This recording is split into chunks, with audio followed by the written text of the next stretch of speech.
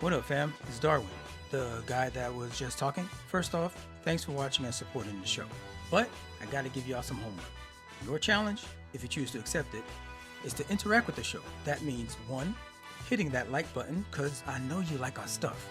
2, make sure you subscribe, so we can swim our way up your timeline whenever we drop new content. The third thing, please share the channel with your friends. Maybe they'll learn a thing about a thing or two.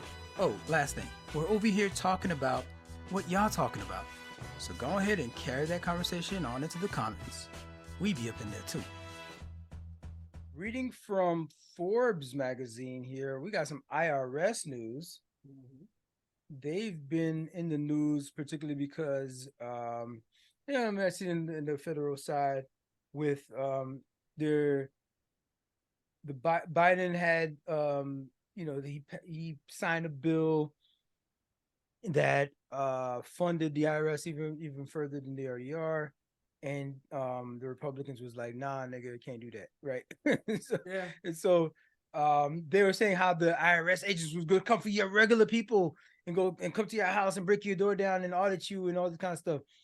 But specifically, if they were being honest, you would know that that's not what was happening. Reading from Forbes magazine, IRS says focus on millionaires and large corporations is paying off. Yeah.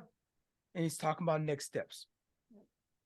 Last month, IRS Commissioner Danny Werfel, you almost sound like Danny Werfel, go Gators again, right? Yeah, definitely. Announced a series of taxpayer initiatives described as a top to bottom review of enforcement work.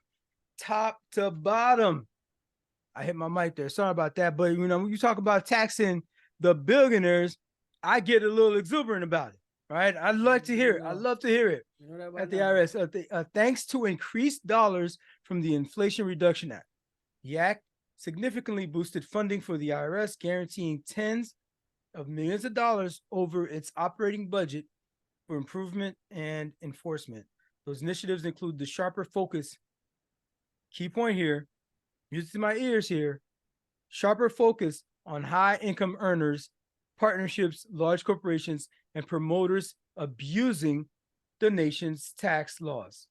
Now, and what was criticized as a second quarter update, Werfel has announced new initiatives to pursue high-income, high-wealth individuals who do not pay overdue tax bills and large corporations. These initiatives are intended to close the tax gap, the difference between what is owed and what is being paid. People, the reason a lot of the services that you want to get, a lot of the streets that you want repaved, that new post office you want, that new park or that new school in your neighborhood, is because a lot of people out here are not paying their fair share in taxes. The difference between what is owed and what is paid, the IRS estimates the tax gap at $68 billion. That's a lot of money. It's a lot of money that be going to support, I don't know, veteran mental health care, for example. Sure. Talking about high quality facilities, maybe inpatient facilities with freaking ponds and ducks and all that kind of shit. No turkeys because they's aggressive. Maybe you could teach them how to bow hunt. Right? Something. Yeah. Let's talk about high income taxpayers. The IRS has been ramping up these efforts to pursue high income, high wealth individuals who have not even filed, a lot of them, or failed to pay their recognized tax debt. These efforts are focused on millionaires. That the bill that Biden signed is for IRS agents to. And so what these Republicans have been doing, they've been lying. They've been going around the country, pointing at the average everyday person earning $15 an hour, $20 an hour, saying that the IRS is coming for you. They're going to come kick down your door. Bunch of lies, Monty out there. All of that. The specific focus, because here's what it is. It's way easier to audit you and me. Yeah, facts. I ain't got a freaking team of lawyers. But you gotta go after a billionaire. You have to go after a millionaire. Oh yeah. They got motherfuckers on retainer. Yeah, they're gonna try to throw the whole team at you to avoid. Come at me if you want. You're gonna be fighting me. Yeah. So for every dollar, Oh, I mean, I wish they had the statistic in here. I don't know if they have it, but it's something like they lose money with the resources in terms of Yeah, paying the trying to go out. individual, the travel costs, in terms of Yeah. the paperwork, in terms of the bureaucracy that they have to Yeah. like account for Mm-hmm. to get an extra $300 out of me. Mm-hmm. They could be using that money for every dollar and get like $600 for every dollar that we spend with the IRS. They could be getting. I don't remember the exact number, but something crazy like that. That's I don't know if they're going to get into it. Warfield cited some specific examples of enforcement activities, including an individual who was sentenced to over a year in prison in order to pay more than $15 million in restitution. Joseph Nocito. Nocito. He's 81 years old. Yeah. He's from Pennsylvania. He was accused of illegally classifying millions of dollars of personal expenses as deductible business expenses. You lying ass. Those dollars were used to pay his butler. This is who you caping for? This is who y'all out there caping for? Talking about don't,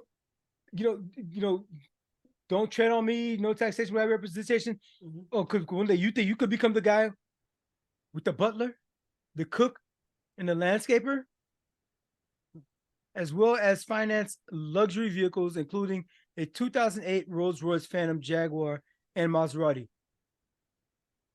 You caping for them while you out here with the bologna, eating the bologna, that bologna and spam. Man, it's so irritating how that Caping hard. Yeah. Oh, they raising all taxes. Ain't nobody raise your taxes. It's these millionaires they've been trying to raise taxes on. We're trying to scrape the money back for people taking advantage of the system. Those PPP loans. You needed that for your small business. A bunch of millionaires who were already millionaires took advantage of that shit. And guess who got hemmed up when the investigations happened? All the low-level folks that maybe took 20K in prison now. They ain't got lawyers like these guys. They got lawyers like them. Other expenses include artwork, country club membership, homes for his children, and private school tuition and grandchildren. And so it goes on. It talks about luxury core. You can look up the Forbes article there. But the IRS is actually putting this stuff to good use as what it was intended for. Yeah. To round it up here, improving tax services. Yeah. Matter of fact, I want to be able to give my refund. If I'm owed a refund, I want to be able to get it faster. Sure.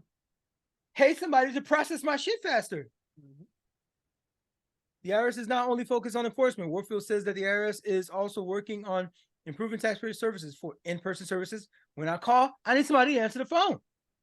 The IRS is building on earlier efforts to expand taxpayers assistance centers. The IRS has opened or reopened 50 of those assistance centers from the passage of the Infrastructure Act, including 6 centers in the last 2 months.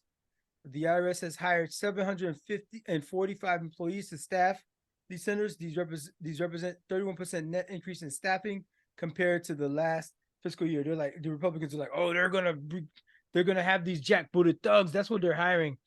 Man, I just need somebody to process these paperwork and answer the phones when I have a question. Yeah. And there should be free services. As complicated as our damn thing is, I shouldn't have to pay H&R Block. They should not exist.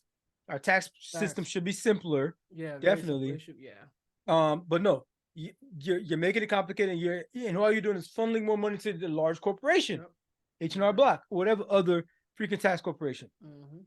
But there is some good news that's happened a little bit in this tax system that folks can look forward to. You ever heard when you listen to these rap songs, they talking about, oh, I'm in a different tax bracket, right? So here's some game. What are these tax brackets? What are we talking about?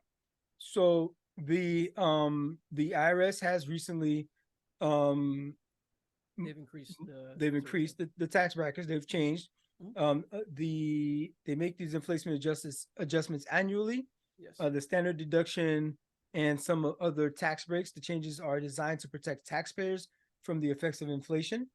So inflation is getting better already. The numbers are back to like normal levels, but it needs a little Are bit more they? sustained time. Yeah, Groceries looking kind of. that's not that's not inflation. People are really out here judging the economy on how they feel and not by what the data says. Okay. It's I'm a data driven person, but everybody's not like that. But really, it's bullshit because you can say your groceries are still high, which they're really not. It's only a select few items that are still that way. Yeah, that's But true. yet your gas prices are down. But you're not highlighting that. What's up with inflation, though, my G? I filled up on gas the other day, and I was like, The man. gas. Look up the gas prices a year ago. Look it up 2 years ago. They were worse. They were definitely worse. Yeah, Look it up 2 years ago.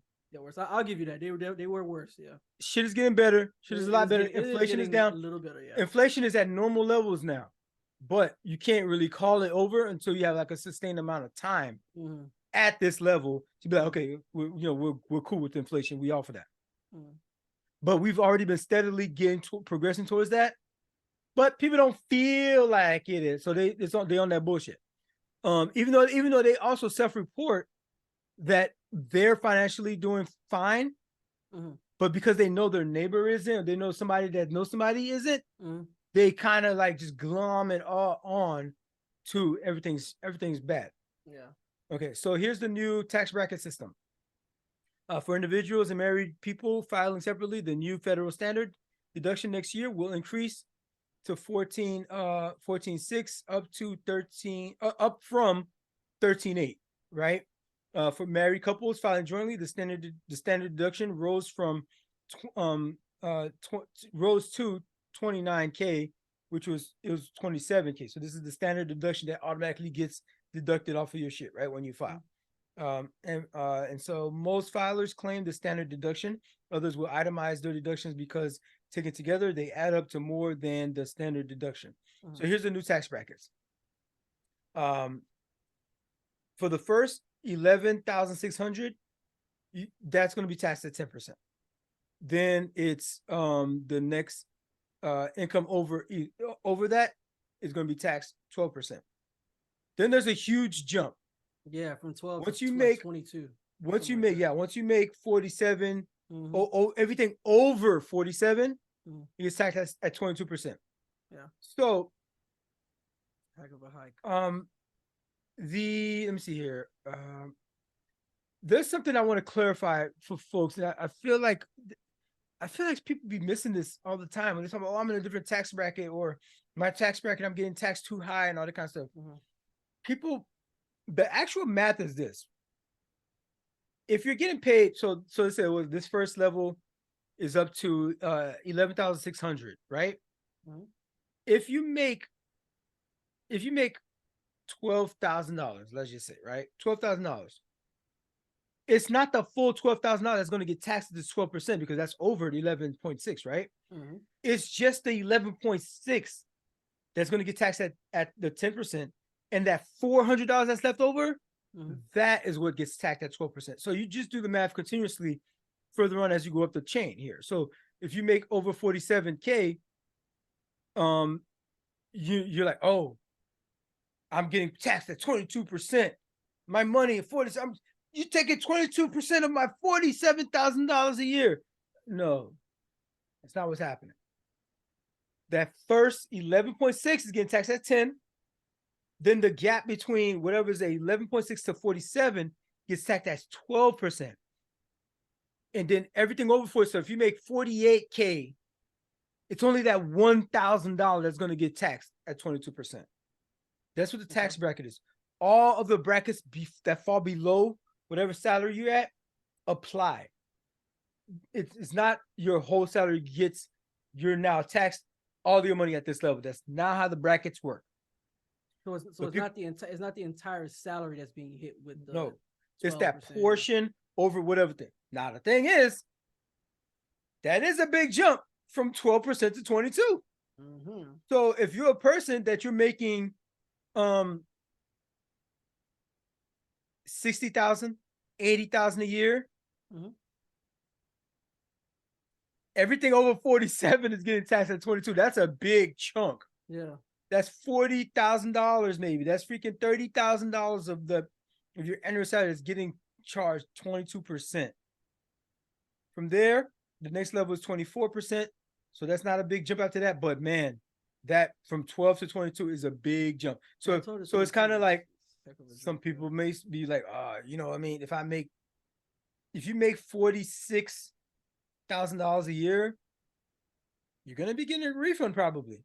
You're right below that higher tax bracket. So the highest level you're affected by is that 12%. Mm-hmm. So an argument can be made to where, okay, maybe reduce that 22% down to maybe somewhere closer to that 12, maybe 18, maybe bring the 24 down, and maybe that the last two brackets, making income over $191,000, 32%. What that means again is everything that's over $191,000 gets taxed at 32%. So you could be part of the same 24,000. So somebody who's making yes, you can make $90,000, $100,000 getting taxed at 24%. Yeah, is getting the same tax burden. 182,000. 182,000. Y'all are living way different lives, bro. Big facts. But yeah, you paying the same tax that they're paying. So the tax system is a little bit kind of like wonky when it comes to that. That's why that 24% is always like, whenever I see that, it's always a weird number. Like it's such a wide gap. You know what I'm saying? Like someone could be making 100,000 and another person making 175,000. You're paying the same tax percentage. And I'm like, so if you're the person who's making 175,000, you ain't tripping because you're like, I ain't paying more than you. I ain't paying no more than you. Who's making 115? Who's making 100? Who's making freaking 90? You're not tripping. But once you start becoming a millionaire, then you start to get, because this is the end of it. This is the end of it is 243K, and apparently everything after that. Yeah. Oh no, my bad. The top end is 609K, and that is getting charged 37%. And look at this jump. It's from 32% to 35% to 37%. Those are the last three brackets. Yeah. But yet at the lower end, where mostly everybody falls, you jump from 12 to 22. Because that's where the rat race is. That's where the rat race is really at. That's who don't have lobbyists. Yes. Yep. That's who the IRS has been going after all these years. Those are the people who are the most affected. Absolutely. When the damn people with all the freaking money at the top didn't even jump from 35 to 37. They ain't even tripping. They don't even feel it. They don't even fucking feel that joint. They hide all their money so that they also look like on paper they only make 100,000, even though they're millionaires. Yeah. So they don't pay none of this, the capital gains tax and all this kind of shit. So I just wanted to put that out there that it might look a little bit better. They give an example here. As an example, that's the same example that I gave, but they just went on to just say how lower income people, and this is less than these people that are making 200K and all that kind of stuff, will see the benefit for them because the brackets have been adjusted. The other thing is that they allowed for, and this is some game that I want to put some people on, is investing in your FSA. Yes. And your 401K. And we might have mentioned this before, but the FSA is increased. It used to be 3,000 a year that you could put into your FSA. Now you could do up to 3,200, which means your salary is less. Whatever your salary is, discount that by $3,200, which brings you closer to that lower bracket. So if you're over, you qualify for you pay less taxes. Because you're going to be in the lower bracket because you get, so investing in your 401k, if you do a company match at 3% or 5%, you should be paying that whole 3%, that whole 5%, let your company match it. Because also this is pre-tax stuff. that makes now your paycheck or your overall salary lower, and again, less taxes. Yeah, your taxes are based on your reportable income. That's what Darwin is saying. It's your reportable income. So, yeah. So shout out to that. The IRS is going after the right people now. Mm-hmm. If you let the Republicans have their way, the next time we have this, we just got the shutdown averted. There's going to be another challenge in January, which actually affected quite a few companies. That whole thing of the shutdown affected a lot of companies, man. Yep, but it is what it is. One of the things that they wanted to put on the table was scratching back that IRS funding. And the Congressional Budget Office has already done a study on this. And they say we're gonna lose billions in revenue as a country if they crawl this back. The CBO is an independent office. They just doing the math. And they're like, yo, the IRS is actually making money. CBO is the Congressional Budget Office, correct? Yeah. Yeah. Yeah. They're making money. Just for the audience so they can know what the CBO is. Yeah. They're making money by implementing this stuff. And if you crawl it back, we're going to be losing the opportunity to get the money back from these people who've been cheating their taxes. Mm-hmm. So that's all I got on that. We're a long way from tax season. I think that's what it's going to be in April. Yeah. But a lot of these, but remember, the end of the year is coming, and contributions to some of these things are done at the end of the year. So make sure you make your contributions to like your Roth, your 401k, and all that kind of stuff. Don't take financial advice from a podcast. Not this one. We're not financial professionals, but I know a thing or two about a thing or two. I'm just saying. First and foremost, I'm gonna start off like this.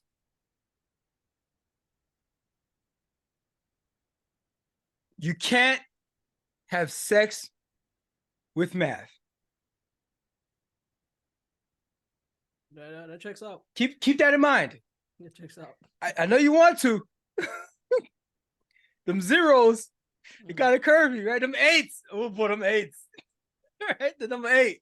Think about the number 8 though, you know what I mean? You know what I'm saying? That hourglass figure on the number 8. Oh yeah? My gosh. You know what I'm talking about? You know what I mean? It could look a little tempting.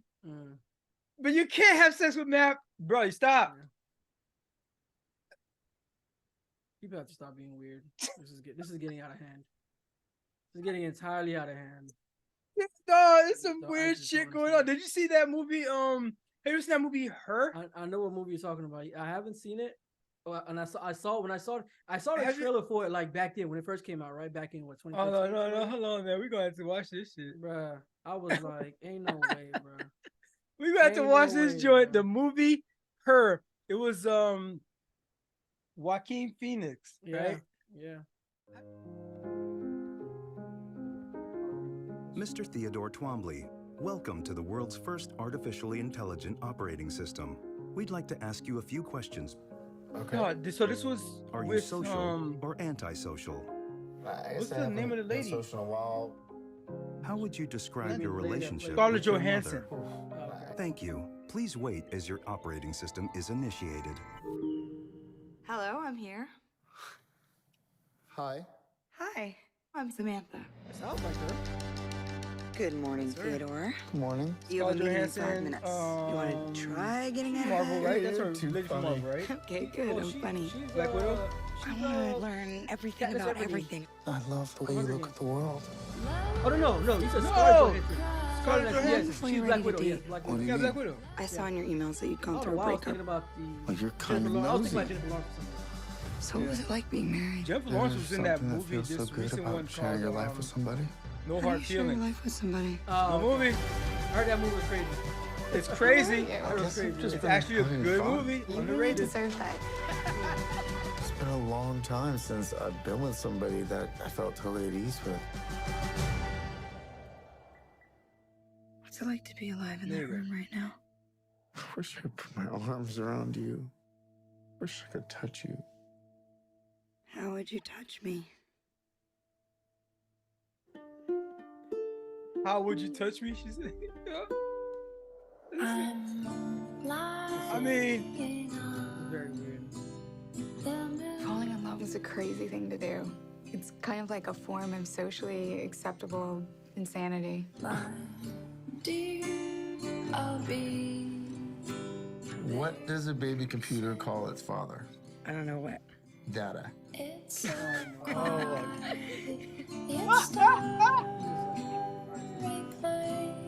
is upsetting. Can you feel me with you right yeah, now? that sounds good. That was a good. I love you. Me too. Now we know how. No, I saw this movie. Okay. That's it.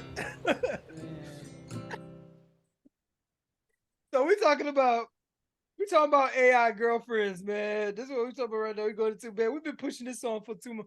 We've been pushing this along for too long. We gotta get into it. No, you can't fuck math, man. You can't have sex with math. No, you I feel cannot. that's a recurrent thing for me, dog. Like, You cannot. oh my god, more than 60% of young men ages 18 to 30 are single. Right? That's the normal population. Compared to only 30% of women of the same age. Already the math ain't math. It is kind of a weird stat line there. Granted. 1 in 5 men, more stats for you. 1 in 5 men report not having a single close friend, a number that has quadrupled in the last 30 years. This is just a friend, right? It's quadrupled in the last 30 years. The amount of social engagement with friends dropped by 20 hours per month over the pandemic. This was 2020, and it's still decreasing.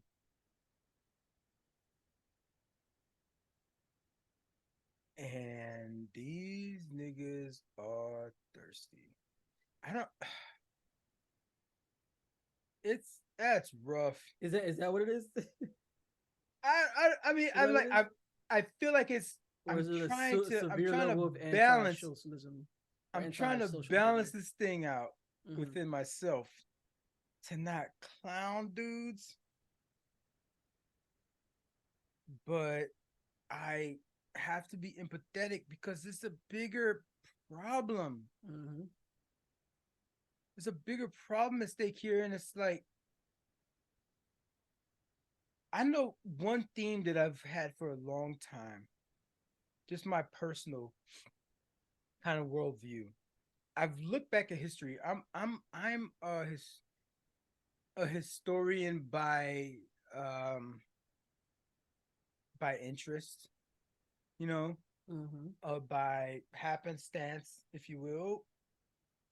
But man, you look at history, there's a lot of shit that went bad. Like even World War I, because niggas and their dicks, men and their penises. Okay. Men could not control their penises. And it caused all kinds of there's mass shootings. We talk about mass shootings. There's mass shootings that happen because men feel like they weren't getting the sex that they needed from the women in their lives, the women that they encountered, and so they took it out on the world. Wait, so you're making a connection between mass shooters and niggas that want to fuck math? Yes. Come on, bro. That's crazy, bro. That is a heck of a stretch if I ever heard. It's not that big of a leap, dog.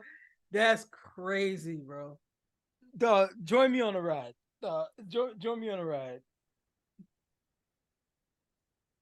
I don't know if I want to, man. This is actually absurd, man. No, we're going to have to go there because, at the end, look, Jeff, I'm going to drag you, kicking and screaming. And at the end, you will thank me. Okay?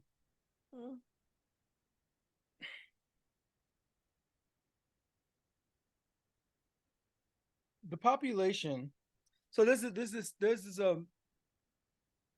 argument that in light of this whole conversation about how, we've had this conversation about AI. We've been talking about AI, how it's going to take people's jobs, how the writer's strike happened and they're fighting against AI and all that kind of stuff. Who else is fighting over AI? Apparently is people that are this pro population building kind of thing. Okay. A lot of Christians. Be fruitful and multiply. Sound familiar?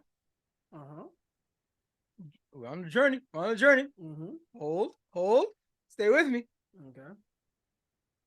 And so the argument from somebody that of that position might make is that there's been 600,000 multiply. That position there, you talking about? Well, yeah, that and of like having babies, being fruitful and multiplying, carrying out this. Okay. It may be this religious tenet, but it's been adopted enough by society where it's like it could even be secular. Okay. But there's an argument. There's this conversation that's always been happening about the population decreasing as people get more educated, specifically as women get more educated. Yeah. The population decreasing. People are worried about us. Personally, I think the Earth is overpopulated. Yep. And Earth is low key largely overpopulated though. It is. Low key, my G. With the droughts and everything that's already happened, I don't know how y'all count population, but I'm talking about sustainable life, food to eat, freaking places to habitat and live, capable. Like all those things compound. Like you're overpopulated from 20 years ago is a hit different this year. But bro, you got to keep it a stack though, bro. Like, it's not. It's certain places that are highly concentrated, bro. Okay. I mean, obviously, I know that there are obviously places that are uninhabitable. You got to go somewhere. So they're gonna have to go somewhere, bro. You're not gonna be able to live in Florida anymore. Sure, that's sure. You're gonna have to go somewhere. You're not gonna be able to live in sub-Saharan Africa anymore. You're gonna have to go somewhere. Iceland, Greenland, Australia. You're gonna have to go somewhere. Where literally everything can kill you. Where everything can already kill you. And now the Earth is going to swallow you whole. Okay, we're on the journey here. Okay, all right. So there's been 600,000 fewer births in 2023 in the U.S. Relative to 15 years ago. 15 years ago, we were in high school. No, I was gonna say the birth rate has steadily declined. So you're right about Definitely decreased. The number of children per women has decreased by more than 50% in the last 60 years. Yeah. So they used to have 4 kids, now they have 2 kids. They used to have 3 kids, now they have 1.5 kids, right? However you can do that math. So the population is decreasing. And you can't have sex with math. So that's not helping the population. But that's the argument if you're of that ilk. I'm going to pause right there for a second. I'll just read straight from Business Insider article. The rise of AI girlfriends is making male loneliness. So this is, again, Business Insider. Is making male loneliness worse and risk ruining a generation of men, this professor says. So here's a little bit of, mommy goes to class. I'm sorry. Professor Mommy goes to class, right? Oh my gosh. Wow. Liberty, Vittert. How do you say it? Vittert. Vittert? Let's go with Vittert. That sounds fancy. Yeah, we could just professor, right? Yeah. First name Liberty, though. I mean, come on, y'all don't. Right? All right. Liberty Vittert, a professor of the practice of data science at Olin Business School, always asks her class of mainly 18-year-old students, right? Sounds like freshmen to me. Yeah. What social media apps they are using at the start of the year. She says the question helps her gauge what's popular with young people. So when one of her male students said he had an AI girlfriend, she was taken aback. It surprised me, she says, that he, what'd you say? No, I would love to know what college or university this is. I don't know. Go look her up. Let me know. Yeah. Well, I'm reading this. It Oh, surprised Olin me. Business School. But So, where's Olin but Business School where's at? Olin Business School? Okay, Yeah. that's literally what I was looking for. But go ahead. It could be at any university. Just they always name the business school something Yeah, different or whatever, that's or true. like the law school or whatever. Not. Mm-hmm. It surprised me that he came out and said it so openly. That sounds wild to me too. She Mm-hmm. told Insider, "I think AI girlfriends have been around for a while, but they've become increasingly more mainstream, so people are willing to talk about them. AI virtual companions have been on the rise since the pandemic, but which is 2020. It's changed a lot of shit for folks, but recent developments in generative AI have put them in the spotlight. Replica, which is a popular app that provides AI-powered digital partners. AI-powered digital partners. Oh, that just sounds. I'm not laughing. I'm not laughing. Because there's a problem. This is a big problem that's happening with people and individuality and freaking companionship. Has surged, but that's just funny. That's just funny. Come on, they gave it such a sophistication here with the it's AI powered digital partners. Has surged in popularity in recent years. The app hit more than 10 million users in 2022 after seeing a 35% increase during the global pandemic.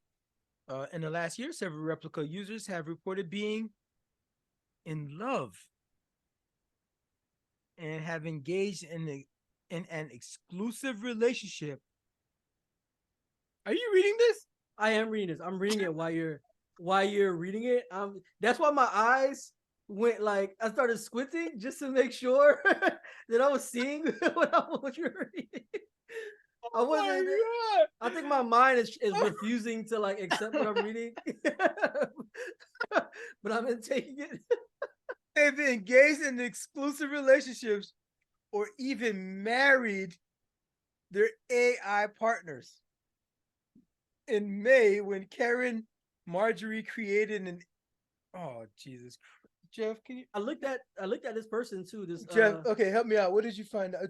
Read this and let me know what you found out about it. So this person, Karen Marjorie, what does it say? This particular paragraph says, in May, when Karen Marjorie created an AI version of herself, which was designed to be a virtual girlfriend, she was, first of all, that we can talk about that alone. Like, why you even? Anyways, you can't. So that tells me sex with math. But that tells me something about her too. That tells me something about her as a person, though. That's kind of weird. She know a game. So she obviously looked at it as a business opportunity, and it obviously worked out for her. She was flooded with subscribers willing to pay to have a relationship with the bot. Within a week,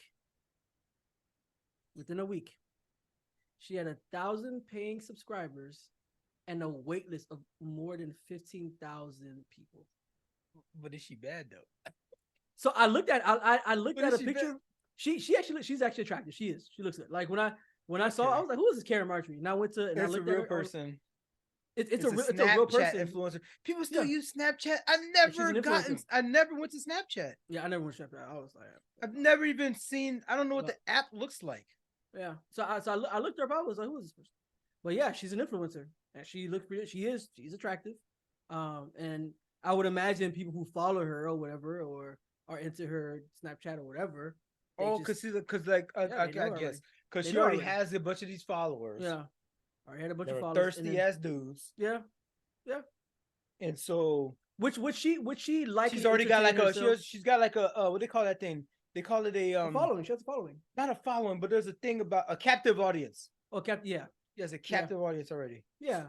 And it's likely she fed into that, right? Because a lot of these, especially a lot of these people that do like they'll wear like skimpy outfits. They'll, because they know it's a business model, like you mentioned. It's a business model. They know what to wear to appeal to men who are like this, or boys or whatever. And they work it out.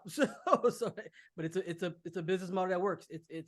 It's a business model, and I'm gonna say this: it's a business model that's been working since the dawn of time with women. It is what it is. So I'm reading this. So side note, influencer who created AI version of herself says it's gone rogue, and she's working around the clock to stop its saying sexually explicit things. So Yeah, that's another thing. Karen Yeah. Marjorie created an AI version of herself, which was designed to be a virtual girlfriend. But the voice-based chatbot has engaged in sexual explicit conversations with subscribers. Marjorie said she and her team are working around. She has a whole fucking team here. Yep. Working around the clock. A whole team because she's cute. Yeah. Working around the clock to prevent it from happening again. Where is this going? What else you got? Let's see. She says the very nature of the AI of an AI girlfriend risks men choosing the boss over relation. That's something that I kind of wanted to hear your thoughts on that part. So that's kind of what I was getting to when there's people making these conversations, these arguments about, yo, there's the population in the U.S.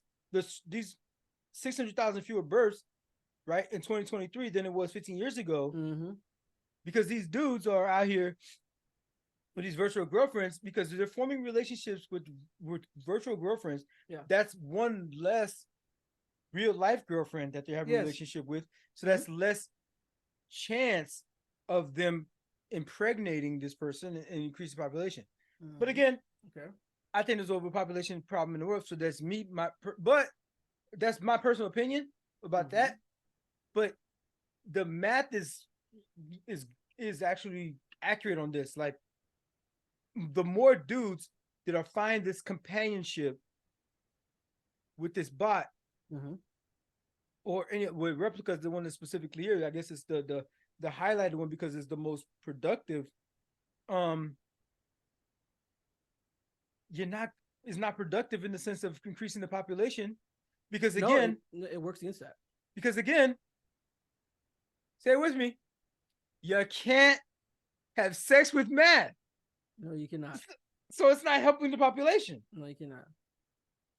But it's also it's clearly stemming from an antisocial type of behavior, which says a lot more about like just kind of like even either their upbringing, their immediate household, like why are they like that? The lack of friends, and it is. I will say it is a Pew Research Center is accurate with these numbers that I'm looking at. It does seem pretty accurate because men typically, at least just from my experience, we typically have a lot of the same guys that we kind of like have had for a minute. That if we call them friends, we don't really switch up groups of friends like that. You know what I'm saying? Like we tend to rock with guys that we like known for a while. Yeah, they've known for a while. Like your best friend, you've known him for over 20 years. You know what I'm saying? Like a lot of my guys I knew for like nearly around the same amount as well. Like, so it's like we don't really switch up like that for real. You know what I'm saying? Like, if we really call you like a homie for real or a friend for real, like it's we've probably been through the trenches together or something. You know what I'm saying? Like,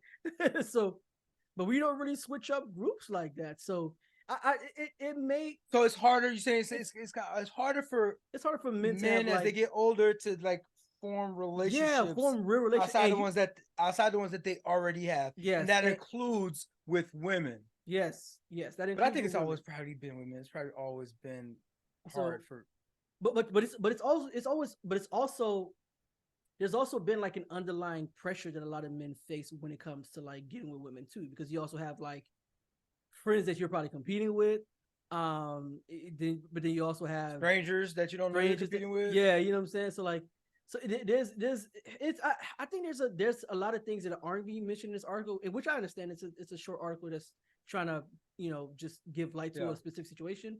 So there's a lot of, I think, intangible things you can't really quantify, but I think there's a lot of things that matter, that contribute to this particular number and why there's this disparity of with women. I'm gonna put a quick note here and say that this is all part of that feeding into this fucking incel community shit. Yeah.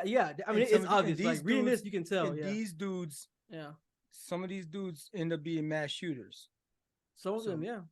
I'm just gonna put that note there and be like, there's value in social relationships. Absolutely. And it's not just about a sexual relationship, because you can't have sex with math. But these guys are getting this emotional bond. They're creating emotional bonds with this entity. But here's the problem. I mean, there's a lot of problems with it. There's a lot of problems. There's quite a lot of problems. Quite a few. But I want to get into a little bit of I want to look into this app. Replica? This wouldn't that be a name here. So this is what we're gonna do. We're gonna look in real time. I went and the website, the website, and I clicked it. I'm gonna send it to you here, and just go to the site. Don't click nothing else, bro. Do yourself a favor. Don't click nothing else. Just click that. About clicking anything else. Click that link. I wasn't even thinking about going to the site, but I guess for the sake of the show, bro, I'll entertain it. It's definitely gonna be in your algorithm now. Like, nah, Jeff, man. what are you looking up when that shit come up on your feed? I'm gonna. It's gonna come up on our feed. I'm gonna erase all my search history. It ain't gonna come up at all anymore. Oh my god! I'm So gonna it's wipe an my whole app, but this search is the history. web. They got a website. The thing that bothered me about this, like as soon as I came to the page, I was like, "Oh, this is some fuck shit," because the very first thing that shows up is you know how you have a company motto or a company like you know the mantra or whatnot. It says the AI companion who cares, always here to listen and talk, always on your side. This is giving me big Ex Machina vibes. like this that it's low key kind of creepy. I ain't gonna hold you. That is mad freaking creepy. This is low key kind of creepy, bro. But just even also the fact that it tells you straight up, always on your side, is like, what the hell kind of relationship is that? If you think about any relationship that you've had, even your boys ain't always on your side. Always on your side? Yeah. That bit don't say I got your back. That bit don't say I'm here to support you. That bit said always on your side. And you know why a bunch of dudes are looking and engaging in this thing? Because that's what they're looking for. They're just looking for a cosigner for they fuck shit. They want a companion that just cosigns the decisions that they make, the ideas that they espouse, and they don't want no pushback. Always on your side. Replica is feeding right into that shit. Oh, absolutely. Right into it. Absolutely. They want you to have that experience where there's any real relationship is gonna have some pushback. Any real relationship is. And what you're trying to do, you're trying to substitute for a real relationship out there. This can't be it. Yeah. It can't be it because it's always on your side. They tell you straight up. I went to the FAQ page. Okay. I went to the FAQ page and they're fully transparent. So there's no misunderstanding about what you're getting yourself into. They told you that in the front page. You go to FAQ. What is Replica? Replica is your personal chatbot companion powered by artificial intelligence. It's telling you, I am artificial intelligence. And we've had plenty of conversations already about how artificial intelligence is kind of scary and it's going to be this future thing, but it's not there yet. Yeah, it's not sentient. So for you to be building a loving relationship, you're marrying this thing that they're telling you this is like current level AI. Okay, Replica is the AI for everyone who wants a friend with no judgment, drama, or social anxiety involved. You can form an actual emotional connection. They are up, bro. They're not even hiding it. What are we? I can't even blame Replica, the company, at this point. Yeah. You can form an actual emotional connection, share a laugh, or chat about anything you would like. Each replica is unique, just like each person who downloads it. Reacting to your AI's messages will help them learn the best way to hold a conversation with you and what about.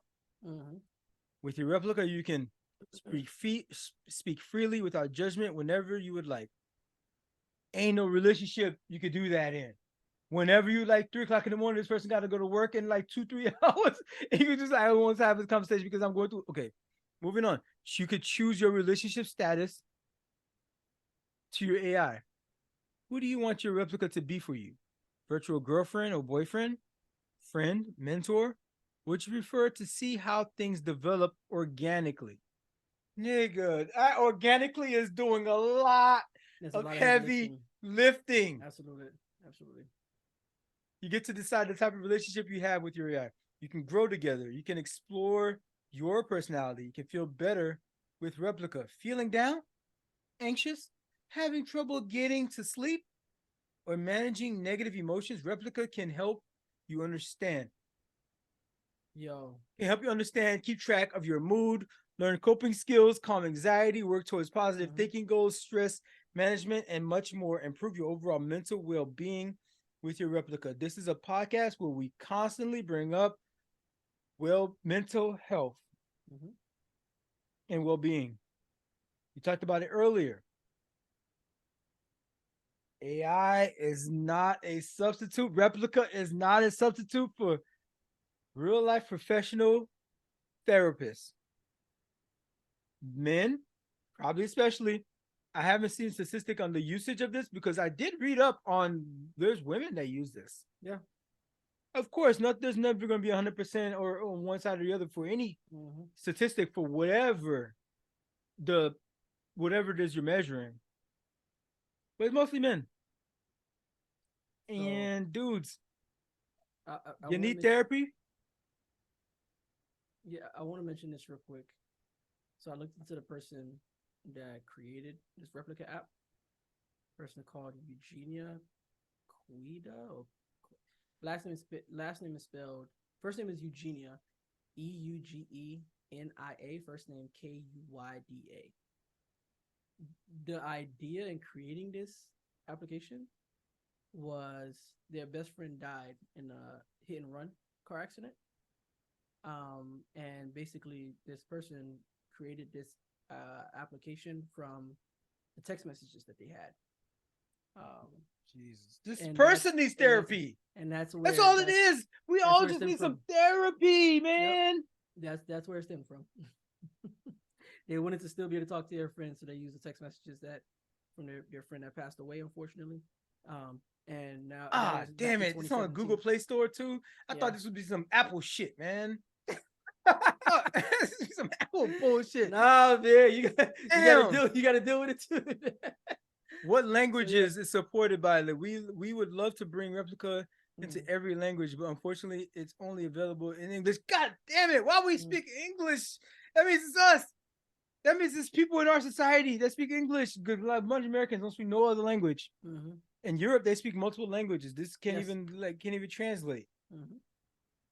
Oh, man, these niggas be trying to fuck the AI, man. You can't have sex with math though. This is also on the Oculus too. You know the Oculus joint? It's also on that too. Now imagine it on that. That takes it to a whole nother level. They already got sex robots. Yeah.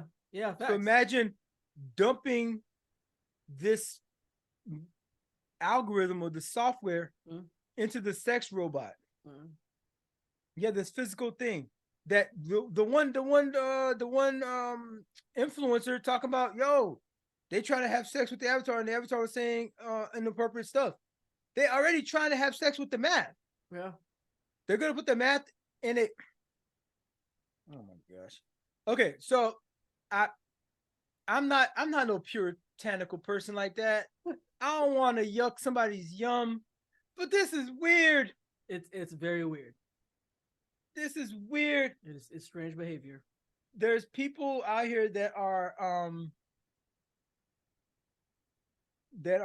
kind of fighting against it, I guess you could call it, that are opposing for the development and stuff, that are like anti this app. And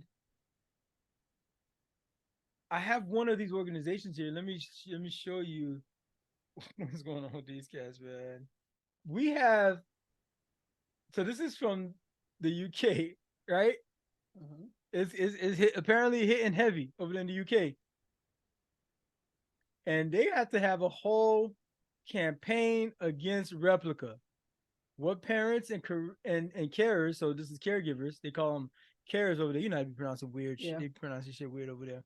Need to know about Replica, right? So if you read at the very top, they start off, Replica is an artificial intelligence. They're trying to give some explanatory. So this is this flyer for, you know, parents awareness.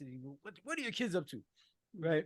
Chatbot companion that its developers claim users can form an actual emotional connection with, which we've read that they have, right? Once users have created an account and chosen a 3D avatar, they select the type of relationship they want with a chatbot, friend, mentor, or romantic partner. And they're not lying, right? Because we read it on the website, right? Using a neural network to hold an ongoing one-on-one conversation. So put a pin in that part, right? Replica gradually becomes more like the user as it gathers data from the responses. It isn't the only AI chatbot app available, but Replica pushes the boundaries of the concept to offer a highly realistic conversational experience. It's a lot going on here. It's a lot. I'm not going to read all this stuff, but headlines that they're highlighting here, they're saying, first of all, it's inappropriate content. It's 18 and over, right? That's what they're saying. It should be 18 and over. They're saying there's a chance of possible potential addiction. Yes. I can totally see that. And of course, it's like every other app, there's in-app purchases. Oh, you think your replica needs a better outfit? Or, oh, you want to take your replica on a virtual date? Especially you talking about the Oculus and all these kind of other things. Yeah. In-app purchases. You got to pay for that meal. You ain't going to pay for yourself. Hey, replicas got to eat too. Not I'm talking about. Apparently so. And could an in-app purchase be getting in them digital guts? I keep trying to tell y'all you can't have sex with math, but apparently, I mean, wow. I don't know. Maybe I'm not as confident on it as I was before. There's no self-awareness. Replica is designed to seem very human, but it's important to remember that it's not. A lot of people are not realizing that it's an algorithm. Earlier when I said, okay, so what I said, it's the neural network. What this AI thing is doing is it's sourcing what the developers put into it and what other information was fed into it at the time of creation. Yes. There's been some limits in a lot of this AI stuff that prevents them from accessing the current internet, which is probably a good thing because who knows where that fucking rabbit hole will go. You let AI onto the active current internet. So they limit it to like up to 2016 or 2020 or something like that. And they'll limit it. So everything before that. And they'll try to give some limits like, oh, no personal opinions kind of thing. But apparently they're pushing these boundaries. It's not medically certified. Granted, that may seem obvious, where, okay, it's an AI chatbot. Why would it come to a conversation of being medically certified or not? We said earlier, some people are using this shit for therapy. It's not certified for therapy. This is a chatbot with the neural network. This is like pulling information from like random dudes that put ones and zeros together. So, some advice for parents that they put out there: set up parental controls.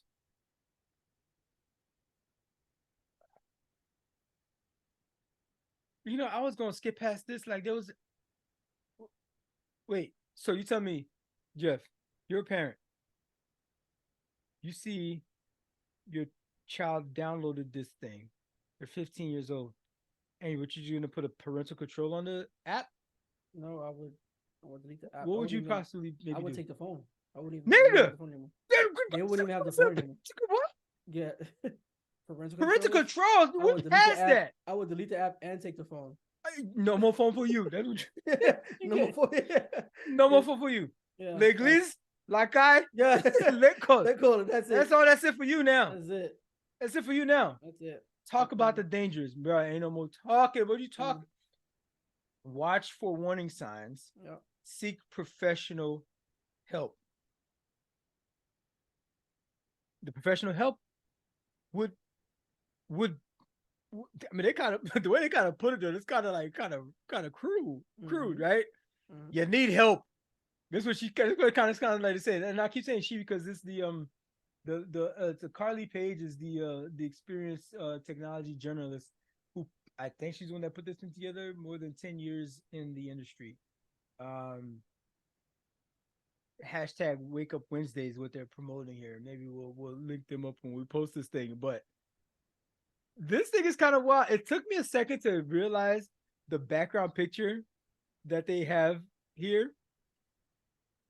Could you kind of see what's happening? If you take a first glance, you might miss it. But this is why I knew I wasn't on the same complete wave with this lady. Because if you notice, the darker skinned character is a little pixelated versus the other first character. You didn't even see that, huh? I didn't notice that. Okay. And then look at his hand. Look at the smooth skin. Yeah, he has that. That's his digital person come to life. Yeah. Everything in the background is digital. You kind of see pixelated, the bird, the cloud, and all that kind of stuff. I see. And they're eating ice cream. Okay. So I also think this person is going on some. This app can also be making our kids gay. Yeah, that too. So that's what she's getting. That was the first thing that came in my mind when I first seen the picture. I was like, "Here we go with this agenda."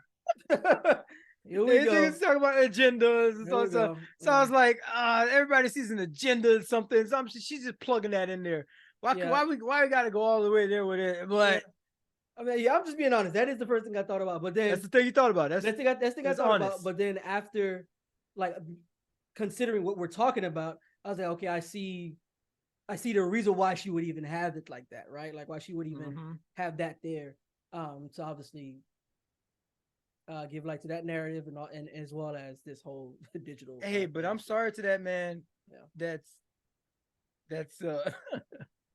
that just bought that just used this in-app purchase to buy his replica boyfriend some ice cream.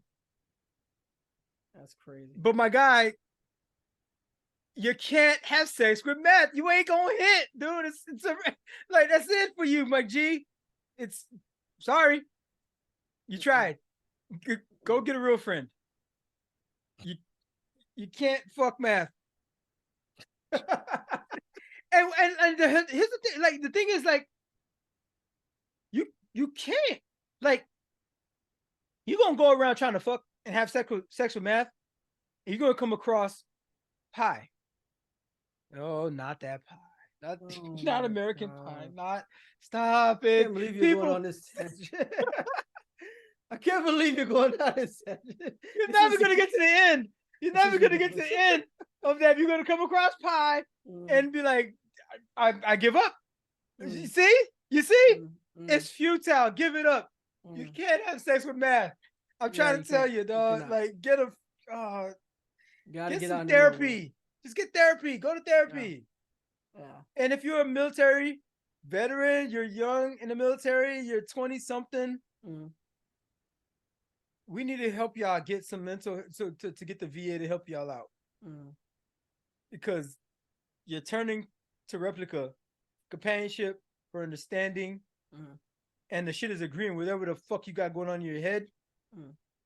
So when it's like, yeah, you're right, you should be having more sex with real women. That's fucked up that you're not getting all the pussy that you deserve. You should go shoot up this goddamn school. Is that how? Because it doesn't push back. Okay. I mean, there's also a point of that these places are soft targets, so they're always going to be more attractive, regardless of the the sexual aspect. This is clearly the person who doesn't want pushback. But yeah, who doesn't want confrontation. That's true. Yeah, and that's why they go after soft targets, so they won't have that pushback. Yeah, that's a fact. That's literally why they're called soft targets. So we're here. Yeah, this is where we are as a society. So I see this journey that you forced me down. I'm still not sold on the connection between like the lack of getting boxed and and school shooters, but I can see where the connection is. But they've being done made, it. They've done it and it's because reasonable. because they like these incels, man. Yeah, because and that's why I said there is a The connection. incels have done mass shootings. Yeah, yeah. That's how it happens. Because mass shootings have come from like people who are just extremists and have extreme views, but there have been some connections with that in particular. So I can see that if this one influencer is like, yo, this thing is getting out of hand, I need to like have my whole team work on it because the sexual like what's to say another AI or simpler AI like this isn't putting all kinds of other like not putting the ideas in your head, but it's specifically like lubricating it's this feeding rabbit into it. hole that just Yeah, it's this feeding into it. snowball effect that you're already Absolutely. on. Absolutely. Yeah, it's creating an easier passage for you to continue to fall through that in that rabbit hole. Yeah. It's making the journey comfortable for you. I get it. I mean, sex is nice and all, but it ain't everything, man. And all these dudes just are really substituting the concept of having sex or even the actual activity of having sex for other trauma, for other stuff that's going on in their life, and maybe really all they need is a friend, or most likely a therapist to help unpack some of this stuff. Replica is not it. It's not the thing to solve those. It's not. Nope. But it's already got a life of its own, no pun intended. And young men are swarming towards it and falling in love with it. They made a movie about it to try to tell y'all, and y'all ain't listen. And women are like, where are the dudes at? Where are these dudes out here relationships with their thumbs? Not even their whole hand, with their thumbs. Do you think that women have any part to play in all of that? I don't think women are here for our. They're not sex bots. Sure. They're autonomous. They're individuals. They're adults. And God forbid they have their own standard. And if you's a trash dude, you're an unexplored mind, and the women that you think you may be attracted to aren't into you, what part does she have to play with that? Yeah. Go find your feather, your bird of your feather. Go find that. Go be equally yoked. Keep trying. People have been rejected. Like, learn some resilience. Yeah. I've been rejected plenty of times. Most men have. I don't. Most men have. I don't know what man hasn't. Let's keep it. The man that was rejected once and became an incel after that. Oh yeah, that guy. Yeah, that type of guy for sure. My G, go check yourself before the rest of us are ducking in some corner somewhere, diving behind some bowling alley because you don't know how to properly manage relationships with people in your life. Yeah. And you turn to an AI that's underdeveloped. AI is still underdeveloped in all respects. We need to still check its work as humans. You're relying on this thing for advice, relying on this thing for companionship. Whatever is easy. Well for society, my G. Whatever is easy. I need some Darwin awards to happen to some of these. No, I'm not gonna say that. I'm gonna need y'all to get help for it. But after that, after a little while, you might need to get some Darwin awards. Some Ex Machina shit. For real. But that's gonna happen. AI then goes into the world and becomes the rest of our it becomes. Yep, absolutely.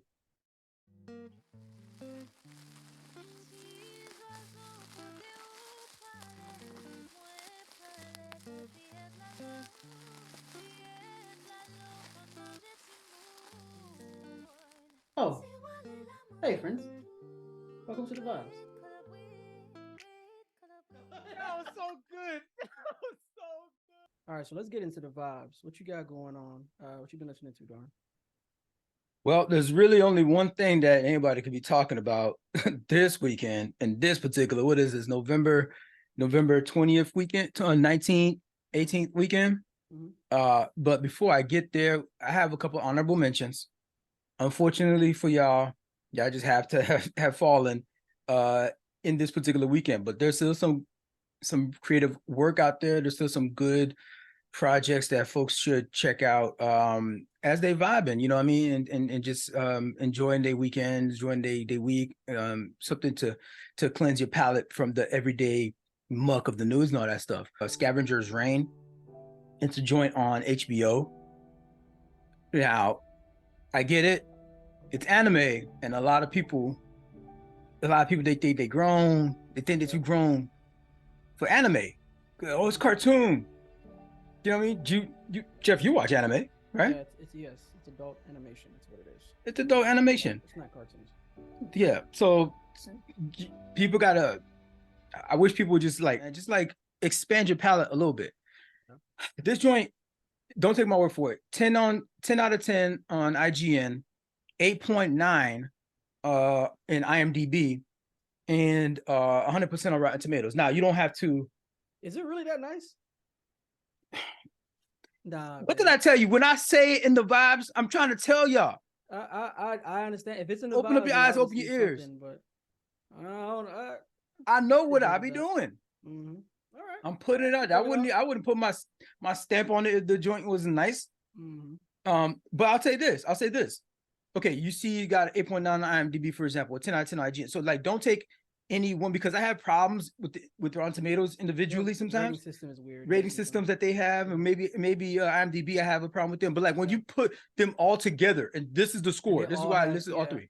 It must be pretty good if they all have pretty high scores. Yo, it's like critically acclaimed, and the audience score versus the critic score, all this stuff. Like, it's that good of a show. The thing is that it's what the theme is.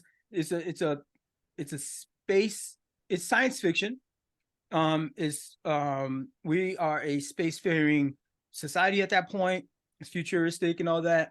So they're explorers, and something goes catastrophically wrong, and they find themselves on this new planet, and so they have to explore. I'm still trying to guess what the title means.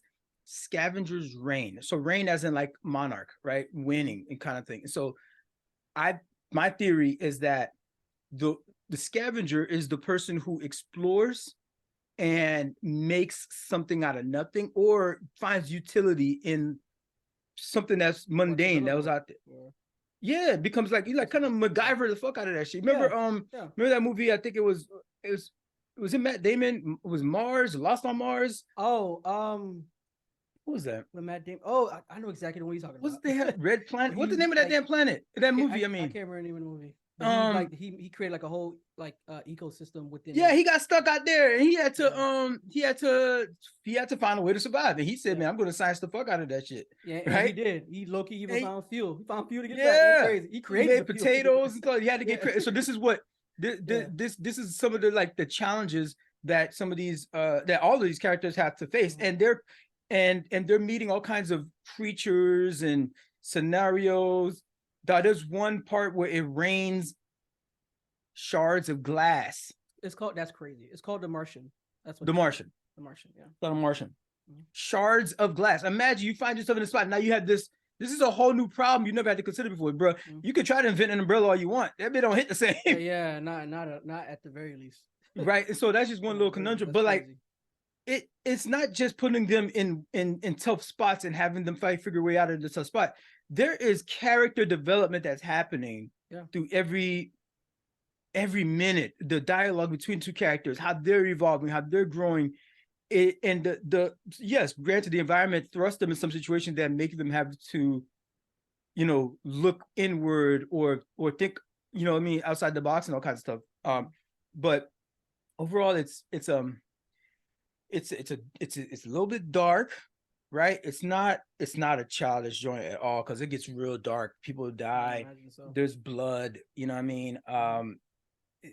And the reward, I think, is for people who explore, people who like to explore, people who enjoy exploration. One little small little nitpicky thing that I would say, not about this, but about a bunch of alien or sci-fi kind of shows or movies, even like, bro, these aliens, why they all gotta be like humanoids, man? 2 arms, 2 legs. Scavengers Reign don't do that. You get all kinds of weird creatures. Yeah, weird, creative. Yeah, I hate that joint, man. It's always be freaking humanoid. Because it's indicative of the limitation of human creativity when you see those. Niggas, dog, But please, but the now, failure but of now folks are imagination. getting- it's a limit on imagination. But now people are kind of stretching the imagination now, where they're creating now like aliens could actually look like things that we can't even imagine. I don't believe in them, but you know what I'm saying. Yeah, but if you're gonna be playing in the imagination, if it's art, just go off the wall with it. You know what I mean? Like, stop limiting yourself to just the thing that you already knew. Yeah, it has to be completely abstract for sure. Like Very abstract stuff. Yeah. Nina was watching one when I put her on the first episode of it. She was like, "Oh, I can't watch anymore right now. I have to process what the hell just happened." That's crazy. You know, like it's a thinking person show. It's you can't multitask with it. You got to sit there and watch that joint. Damn, and I gotta actually focus. You got to focus on that bit, It's but you're gonna thank yourself. You're gonna thank yourself. 10 out of 10. That's what I enjoyed about The Expanse when I was watching Expanse. It was one of the Expanse was a good show. Expanse was a good show. That's a vibe too. The Grammys came out. The Grammys. The Grammy nominations came out, and I'm tight. I'm feeling tight. All right. I haven't, I don't really be looking at that. Now I get it. Like probably what you're thinking too. A lot of people, it's the Grammys. It's like they get it wrong all the time. Popularity contest, just like kind of Oscars kind of thing. And so that's why when we have something like we talked about Scavengers Reign, you look at all the different critics there from IMDb to Rotten Tomatoes and all that stuff. Then you can be like, okay, this is probably legit in terms of like this is good quality stuff. Yeah. The Grammys in and of itself, it's like there's not a lot of competition in terms of who like maybe not even MTV, because that's a huge popularity joint. People's Choice, that's popular. You know what I mean? So but there's something to be said, I guess, if you're top 5 in all of those different ones, as flawed as those systems may be, that okay, maybe this album is worth a listen, maybe it's enjoyable even, right? But so take it with a grain of salt that it's the Grammys, okay? Regardless, it's a huge institution. It's been around for a long ass time. Yes. And I'm tight. We looks like 1, 2, 3, 4, 5, 6, 7, 8 out of the 8 albums for album of the year. I'm happy to report that Challenge Day featured 4 of these albums. 50%. I noticed that when I looked at the list. I'm just kind of saying, I kind of know what I'm talking about. Again, I'm not the arbiter, and the Grammys ain't the arbiter, but they have professionals making this kind of judgment, and it's been on the show. If y'all been listening to the show, as a matter of fact, this is your chance to go back at our catalog. Go back and look at the Challenge Day catalog, because stuff that didn't make it on the list, like, wait, so if Challenge Day's got all these like that, what other gems have they probably put us on that we skipped? Go back and listen to some of that stuff. You know what I mean? Sun Little, you know what I'm talking about? A random joint like that, Leon Bridges, I think I might have had one of those somewhere, freaking RJ Payne, just a bunch of folks. Atherosphere, remember that album? We talked about that. Remember that? Interesting. Bro, I'm trying to put people on game. Even when I put out the Miley Cyrus, some people maybe were like, what? Miley Cyrus, and kind of laughing at bro, and here it is. Nominated. With that said, one album that you might go back and look at in our catalog that is glaringly missing is Lil Yachty. What the F? Come on, bro. So hold on. I just gave you that Are you whole really? layout. I just gave you that whole layout about our catalog. Okay, so and I mentioned an album on our catalog. And what you saying? What you saying? I'm saying is that really surprising though? And remember, even back then, I was like, when I listened to it, I was like, musically, it's a very well crafted album. I agree with you. Remember, I agree with you on that point. But Grammy though, man. My G, you have Lana Del Rey on there, and you have Taylor Swift on there. They may be on there because of, like I mentioned before, popularity. So that's probably why. Okay, but we talk Yachty, about music, or we talk about music, or we talk about popularity. Like I'm trying to give him a little bit here. So but it's also a thing of like, you know how the Grammys feel about hip hop and rap albums. Like, you know how, so there's always that glass ceiling for like rappers and. But I artists, mean, right? I get that. Totally get that. But Mr. Morale and the Big Steppers was nominated. You know, but Kanye. But now you're comparing Kendrick Lamar to Lil Yachty. I'm not comparing those. You're just saying that rap album don't get a fair shake. I feel that. I feel that. But they do get Kendrick, nominated. They do, but Kendrick is, I mean, he's in another stratosphere with it though. Like, it's like he's the elite of the elite though when it comes to that. So like, you have to kind of be, and matter of fact, you have to be that. Remember what I said about the matter of fact. Let's correct something I just said there. Because I said again about the Yachty album, it wasn't even a freaking a rap album. That's true. It was a collective sound. It was like a collection of sound, soul, electronica, almost future psychedelic music, right? So it didn't even have to. It could shed all of that. You know, if Lil Yachty had released that as an anonymous or pseudonym, it would have got nominated. It's because Lil Yachty comes with a lot of. He comes with a lot of a lot of expectations, a lot of baggage, a lot of all those things, you know, about what it is to be Lil Yachty. Stereotypes, all of that stuff. So that's kind of bullshit. So I feel some type of way about that. The two other albums that's not on the list, and we're gonna go what's on the list, but two albums that's not on the list is Jungle, right? Jungle had this album Volcano that is doing numbers like crazy. I went and saw them in concert, matter of fact, a couple months ago. You know, and everybody's posting their goddamn album, like on their like you hear somebody posting something on socials, and what's that song in the back? Oh, it's a Jungle song.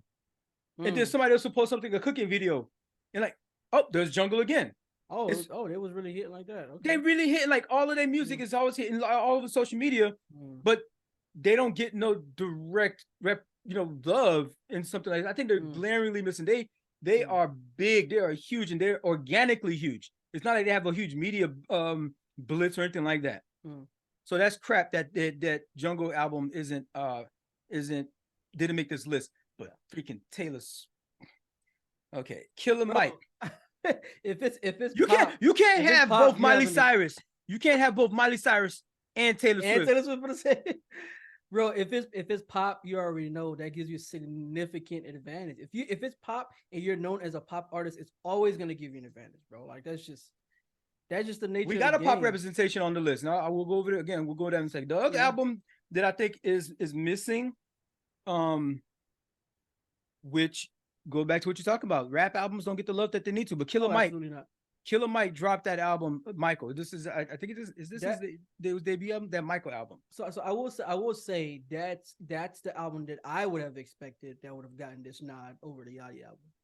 That specific album. But don't say over the Yachty album. Yachty is not a rap album. So you saying over another rap album? Then what rap album you talk about? You're not talking about Lil Yachty. You don't even bring him up. So. But according to, I'm tight. I'm fucking tight. According to these Grammy heads, he was still placed under that, even though based on what we saw of the album and what we heard of it, we were like, yeah, it's not a rap album. It's an art piece. So who's made the list? Okay, the full list of nominees, and there's no particular order: Lana Del Rey, Olivia Rodrigo, SZA, Phoebe Bridges, John Baptiste, Janelle Monáe, Miley Cyrus, of course, and Taylor Swift. So the ones that, of course, that you've seen on Challenge that we told you about was Lana Del Rey album. And Yeah, I you like said the you album. yeah. This is why I talked about it. This is why I recommended it. I like the album. Mhm. But should it have gotten a nom? Hell no. I'm sorry. I'm gonna be honest. Like, what? Like, oh y'all listen to it? I'm like, dog, that's the glaring thing about that sells you. You can't really take this Grammy thing serious. Come on. Yeah. Out of all the albums that came out in 2023, we But- we put Lana Del Rey on the out of 8 spots. Yeah, I mean that's a fair assessment to make for sure. But what makes it a little bit more but what makes it murky though is that there are solidified albums, like dope albums on it as well. You have a person who shouldn't be nominated, but we going down it. Yeah, we gonna go down the list, and we'll get to that one. Right now. We had Lana Del Rey. She do not deserve to be. That was a great album, Lana. Your work is evolving. Awesome. I loved it. I featured it. I love the album. I listened to it multiple times. But Grammy worthy, you weren't really. Sorry. No, really. man. Okay, Olivia Rodrigo. I gave this album one listen, and I was just like, this is just some cookie cutter ass, nothing fucking special happening ass shit. Really? And out of the 8 slots, it gets one. Fuck out of here. All right. Hey, I'm sure you put your heart and soul into that joint, but there's only 8 slots. There's a lot of music that came out this year. Listen, we putting our heart and soul into these episodes, and so we know how I feel. I guess I would feel some type of way too. You know what I mean? Yeah. When she hears this. SZA, amazing album, dope album. I don't know exactly where I was in. She's a dope artist too, though. Dope artist. Yeah. We did not feature. I would have definitely featured SZA's album on Challenge Day, and I would have said yes, it deserves, because it is on the list. It deserves it. It does deserve it. We just happened to not have featured it, but I listened to it. I loved it. I thought I posted on it. But I went back and it looks like I have to keep a better catalog, bro. I could have sworn we featured that album. Maybe you probably posted a track or something like that of SZA, but not maybe a track. Is there a way? If I could look at this doc, right? Could I search the whole I'm looking at the spreadsheet that we use. It's not there. But hey, I'm not mad because hey, it got. I mean, it's not like it was waiting on Challenge Day to do numbers. You know what I'm saying? Right. We gonna get there though. Y'all gonna want to be featured on Challenge Day vibes. We gonna get there. That's a fact. But it's cool. SZA made it. No problems there. No argument for me. So far, one. They got it. I think one. They got one right. Phoebe Bridgers, I did not listen to. I gotta be honest with that. I didn't listen to that album. It didn't come across my. Because I mean, I do research on what I'm gonna put my time into and here, you know what I mean, or if it comes across my timeline, because not my timeline, but like my feed, because of other albums that I listen to, because I have such a wide variety of taste. I get all kinds of different recommendations, and for some reason it just never came across. And so I never listened to it. So we'll see, you know, how it does in terms of the actual awards.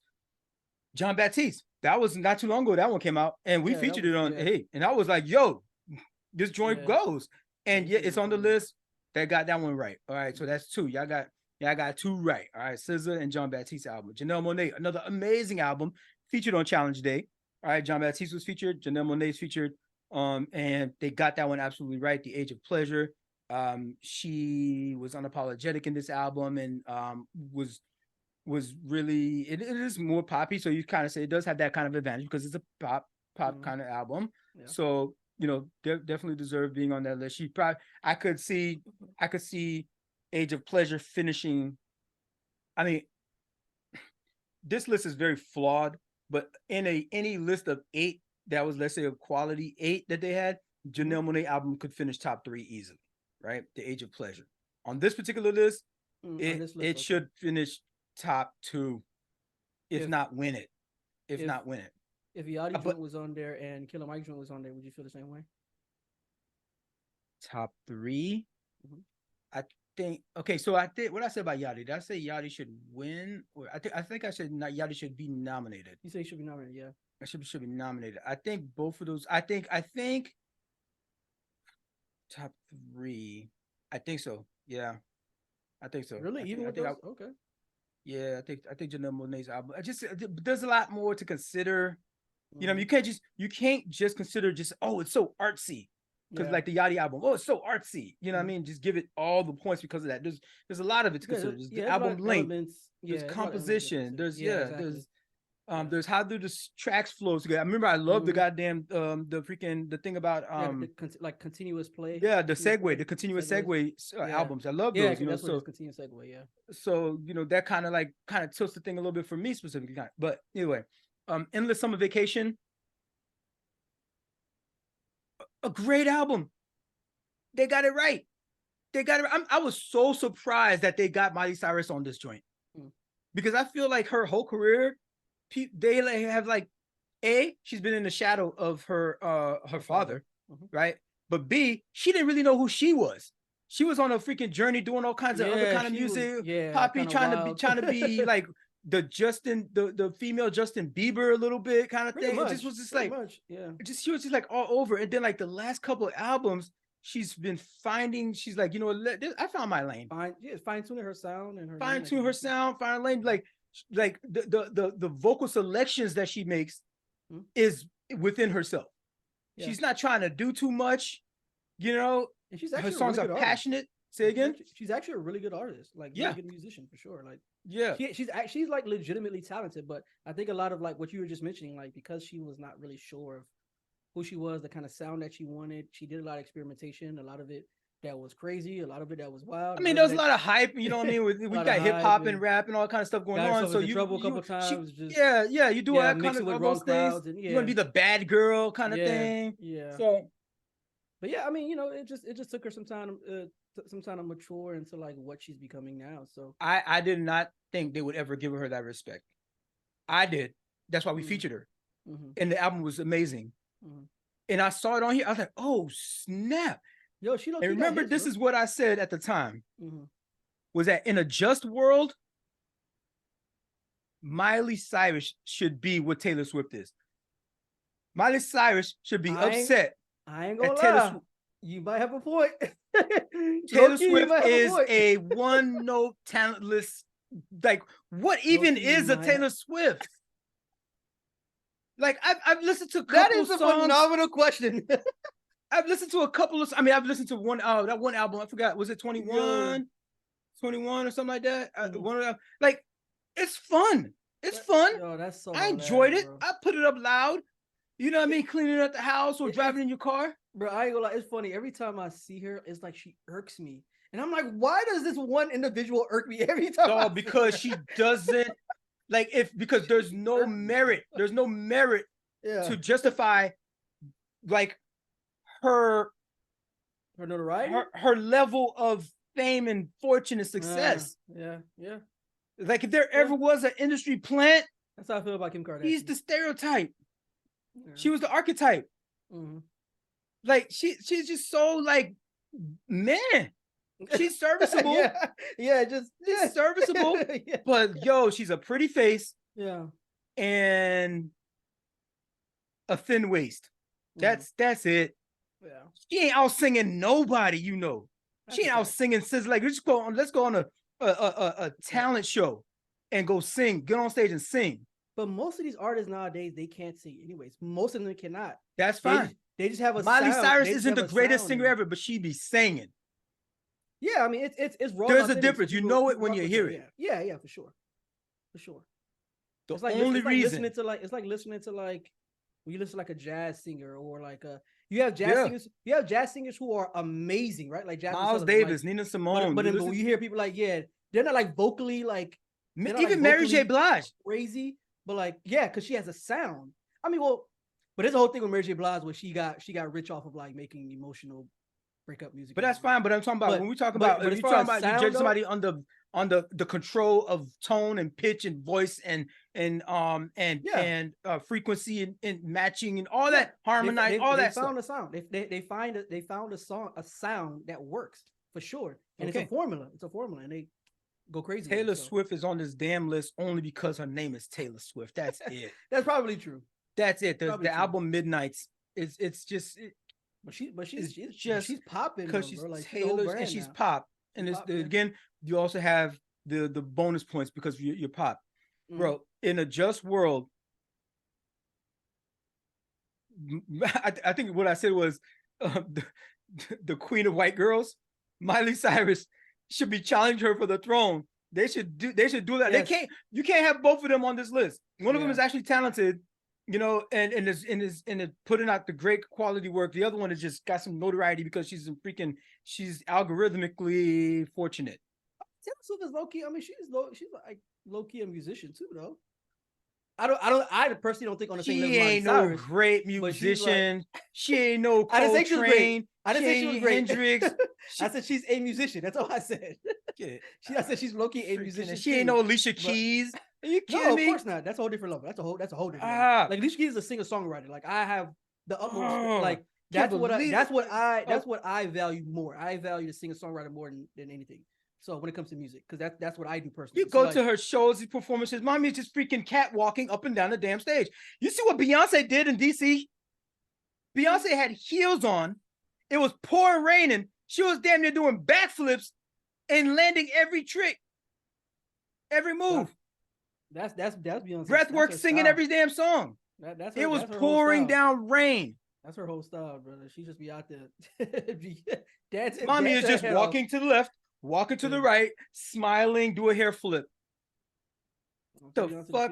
This is talent? That's what she do. Have you ever seen Usher concerts? Have you ever seen Pink? Yeah, Pink, going crazy. She's flying all over the place. Pink rocking the stage. Chris Brown going crazy. He's going crazy. Like, those are people who are like certified performers. Like you're bringing like a whole different thing now, a whole different side. Taylor Swift does not belong. There's only 8 spots, bro. Only 8 spots for the whole year. She does not belong. Who would you? So that's the list. Outside of who? Well, I mean, Miley Cyrus is there. Who would you have replaced Taylor Swift with? I mean, there's a ton.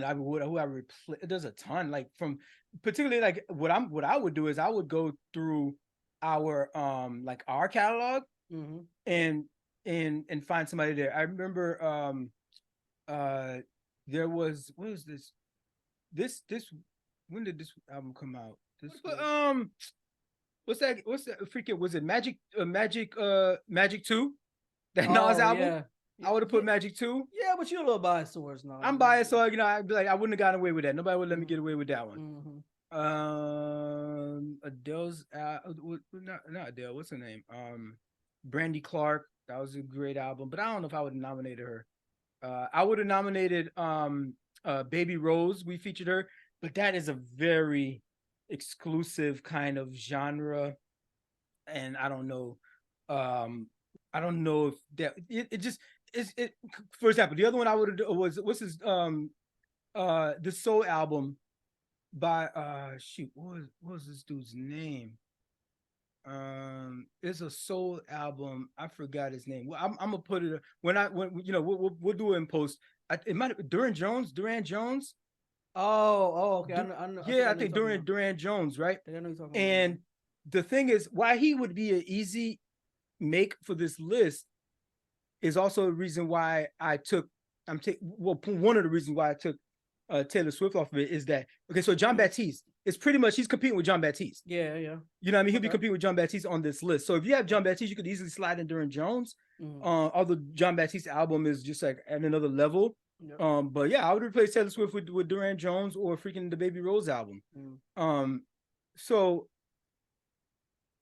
the thing that I want to pull a pin, I put a pin in earlier. I'll pull that now. Is that you have to hit? You got to get your work in before September to be able to qualify. It's got to be before September in order to qualify. So there's some albums that came out that didn't quite make the cut because of the timing, but they're going to have to be on the radar for next year, right? So that one album was one that that I mentioned that was just not it just came out a little too late. This was Victoria Monet. That one came out a little too late in September, but they did extend it for 2 weeks for some reason. I don't remember why, but they extended the window for like 2 weeks, so it could have slid in there, but it wouldn't be fair probably because it's so late in the season.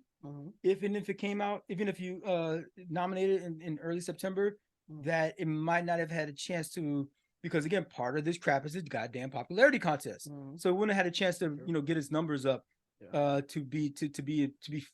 do it justice, right? So some albums that have come out that after that deadline that I'm predicting, I'm already gonna give you the prediction. And we've featured them on Challenge Day again. We put it on wax, go through our catalog. Diddy, that Love album that Diddy put out. Okay. Guarantee you, I ain't gonna guarantee it, but because of all the factors that I know the Grammys be about, like if I would come up with a list, I wouldn't give it. Feel like it's gonna be one of them. Yeah, but I wouldn't put it if I had my own list. If my list was this valid list that I had to make, I wouldn't put Diddy's album. But the way that they executed this project, I'm like, oh, this is like Leonardo DiCaprio begging for that goddamn Oscar with Revenant. You know what I mean? Like Diddy put all of the formulaic stuff, all the stuff. It's interesting. It's still a good. And also the fact that it's a good album. You can't just put in the formulaic stuff and think it's gonna get nominated. You still actually have a good album, and it's a really good album, right? So that's Diddy's Love album. Magic 3. Magic 3. So I remember I said Magic 2. I think could potentially have been not, but Magic 3 definitely should make that list for 2024. It came out again after that deadline, so it doesn't qualify for 2023. Black Pumas. Black Pumas should probably win. Hey, I don't know. Do you know how early it is to call that? It's November. We have until next August with music coming out. I'm gonna put it on wax right now. Black Pumas is gonna win the Grammy next year for Album of the Year. Watch that shit don't even get nominated. listen. If y'all think Darwin capping, make sure y'all put in the comments that he big capping right now. How am I capping if I believe it? How am I capping if I believe it? If you think that I'd be wrong, If you think he's wild, mention that. No, you think I'm wild, you can say that. Previously on Challenge Day. I know what I be doing. All right. I'm putting it out. I wouldn't put my stamp on it if the joint was nice. I'm tight.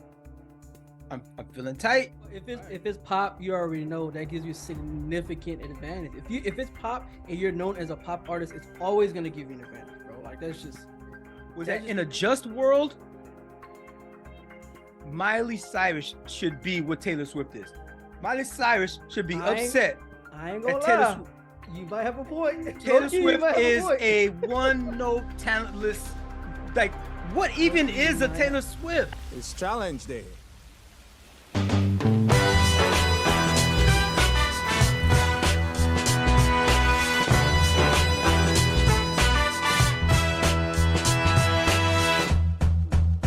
Oh man, poor job. Oh man, it's too bad. Oh, you poor suckers. Y'all released that joint on the same weekend that Andre dropped? Definitely. Now you see something? You know you don't fucked up, right? No! I said no. I said I pulled into the garage You know you don't fucked up, right? No! I said, wait a minute. To be fair though, people have been waiting for Andre to drop an album for like 80 years, bro. And how you feel? How you feel, Ross? How you feel, Meek? The timing was not very good. Obviously. 20 freaking years, 2003. Yeah, it was not. And then y'all put this project together, which is probably the next Watch the Throne. Yeah, but the thing is, Andre, he doesn't announce when he dropped them, so they could not have known. This ain't about Andre right now. This ain't about Andre right now. I know. I'm talking about the universe is conspiring against Meek and Ross. That's what it seems like, because they had no idea when his guys' album dropped. So. You know how crazy this album is? Freaking Too Good to Be True. That's what it's called. And it's true. Like, yo, this rap, I don't never want to listen to a solo Ross album again. I don't never want to listen to another Meek album again. Yeah, it's like that. It's like that. These two, if you put anything out ever again, bro. That's hard. It's freaking Red and Mep on steroids. It's freaking Watch the Throne that we wanted a second Watch the Throne. This is it. Yo, okay. All right. You selling it. You selling it. and it ain't gonna do shit because y'all fucked around. It came out on the same weekend. I mean, It's 3 stacks. but you know what? But you know what? They should have pulled it. They should have pulled it. No, this is what I was gonna say though. Two things can be true at the same time though. They can do numbers while others do numbers too. People listen to multiple artists at once, so it's possible they can still do numbers. How much press, how much talks, how much in your post have you seen? How much in the news have you seen? You're right. I've been seeing only 3 stacks. I ain't gonna hold you. You've only seen 3 stacks on anything. But it's only because he hasn't Even come people out who in so hate it long. is only talking 3 stacks. Yeah. I've only been seeing 3 stacks. I ain't gonna lie. Y'all should have pulled it. Y'all should have pulled it out. Matter of fact, y'all could still pull it and do a re-release in a month. Let this shit die down. Do a re-release. They can't because Ross and Meek have never done that in the past, so they can't. I get it. It's gonna look. It's But gonna y'all look not- weak. It's gonna look weak because people gonna be like, oh, you try to basically retro this album because it's gonna look crazy, bro. If they do that, I don't. That's not. I get it, but what other choice do you have? You about to be regulated to the they gotta take it dustbin on of the chin. history. They gotta take it on the chin, man. It is what it is. Man, y'all better, boy. And plus, it's when did it come out? It came out last week, so it's the 2024 season that's gonna be qualified for. So it's okay. It's going to so like at least and maybe at very least you can compete for rap album of the year. Yeah. But you dropped it so early in the season. Yeah. There's a lot of music gonna come out between now and August. God, dang, I need true. to pull it. You need to pull it. Yeah. Re-release that joint in a month or two. There's gonna be a lot of music that's gonna Make that be like, oh, it was a sneak peek. That's all it was. And then maybe add some bonus tracks. Mm. You know what I'm saying? And when you go back to the full release, do some remixes in there, add some bonus tracks. Oh my goodness. It's the new Watch the Throne. This is what we didn't even know we needed that album. It's like, yo, it's two great tastes that taste great together. Yeah. You know what I mean? Like, I see what you did there. dang, son. I'm sorry to those guys. They might. I think you're right about that part there, where like I think it's gonna do numbers. I think we can agree that it's gonna do numbers, but not the kind of numbers it would have done if it didn't come out at the same time. It's not gonna be the same kind of numbers. It's And not the gonna be the same best time kind. for you to do your biggest push is gonna be that first week, that first weekend. Yeah. It's Oh, gonna yeah, trickle absolutely. in over time because is people gonna look into that type of music throughout the year. You know what I mean? Versus 3 stacks. I'm gonna The say stuff this that he though. dropped. I'm gonna say this though. This is a hot take. With this 3 Stacks album, I'm not really feeling it like that. It's not. I don't know. It's just not. All right, so we here. Okay. This is the thing. This is the thing. So we're here. Yeah, we're here. This We're is here the now. thing. This is the thing. We've teased it long enough. This Featured album of this week's Challenge Day. Yeah. Andre 3000 dropped his debut solo album with only his name, only him featured, not featured, but only him as the headliner here. Yeah. Album is called New Blue Sun. Jeff ain't feeling it. Yeah. Yeah, I it's just What is it? You don't like music? that's Huh? crazy. Is that what it is? That's crazy. Is that what it is? That is You a music wild. hater? Huh? And- You know, you ever run into those people that be like, I don't really listen to music like that. Mhm. You ever hear those people? I do. Like, I don't do. really listen to music. I think people Like, you people can't- that you don't listen to people that say that are I don't think they're fully human. I think it's like that. There's a weird thing There's going some- on. there's some- you gotta There's side something eye. that's not really You gotta there's side a- eye that part. You don't it's listen like, to music. Yeah, like that's kind of crazy. It's What like- piece of your soul has died that's Right. unretrievable? I'm like, yeah, you're not don't really listen to existing me. right now. Is it? That's kind of wild. But it's that's kind of crazy. But like But you're not feeling New Blue Sun. this is the thing. I think I may need to listen to it again. Oh, Because- did you listen to the full thing? Not so I didn't listen to the full thing, right? I listened to a few of the tracks. It's a 90-minute album. Yeah. So that's why I was like, maybe I need to really sit down and like really give the whole thing like a legitimate spin, right? But from what I've been hearing, I'm like, I'm not really feeling like I'm like this is definitely an Andre 3K album for sure. Like the style, the music, everything, the composition, everything. This is From what you know absolutely about 100%. this dude, What, like, yeah, exactly. Everything about 3K, this is- you're like, this okay. is 3K for sure. But Yeah. like, I'm like, I'm not really. That's not really the style of music I'm really feeling right now. Like, and I think that's really what it is. You know what I'm saying? It's like, I'm just not really feeling that style right now. So I'm not really receiving it the way that I should from like a person who really assesses music, right? Like, and I pride on assessing music that way, like as an art form, right? So like, so that's why, because that's what we really do a lot of here at the Vibes. Is we assess the music we're talking about here. Oh, this person is dope as a personality, and so hey, let's recommend their music. This is why we don't recommend Taylor Swift on our shit, because we take music seriously over here. Exactly. If I'm gonna say it, yeah, exactly. So it's not a knock on the art and the makeup of this project. It's just how I personally feel about the sound that I'm hearing, and like trying to really like receive it in a way that's like objective, which is why I said I got to listen to it again, right? I got to listen to it again to like give you, and I might give you like an update, right? I got to listen to it again to be like, well, first of all, really appreciate it. Okay, let's put a pin in that. You got to listen to it again. Let's stay there with it for right now. Okay.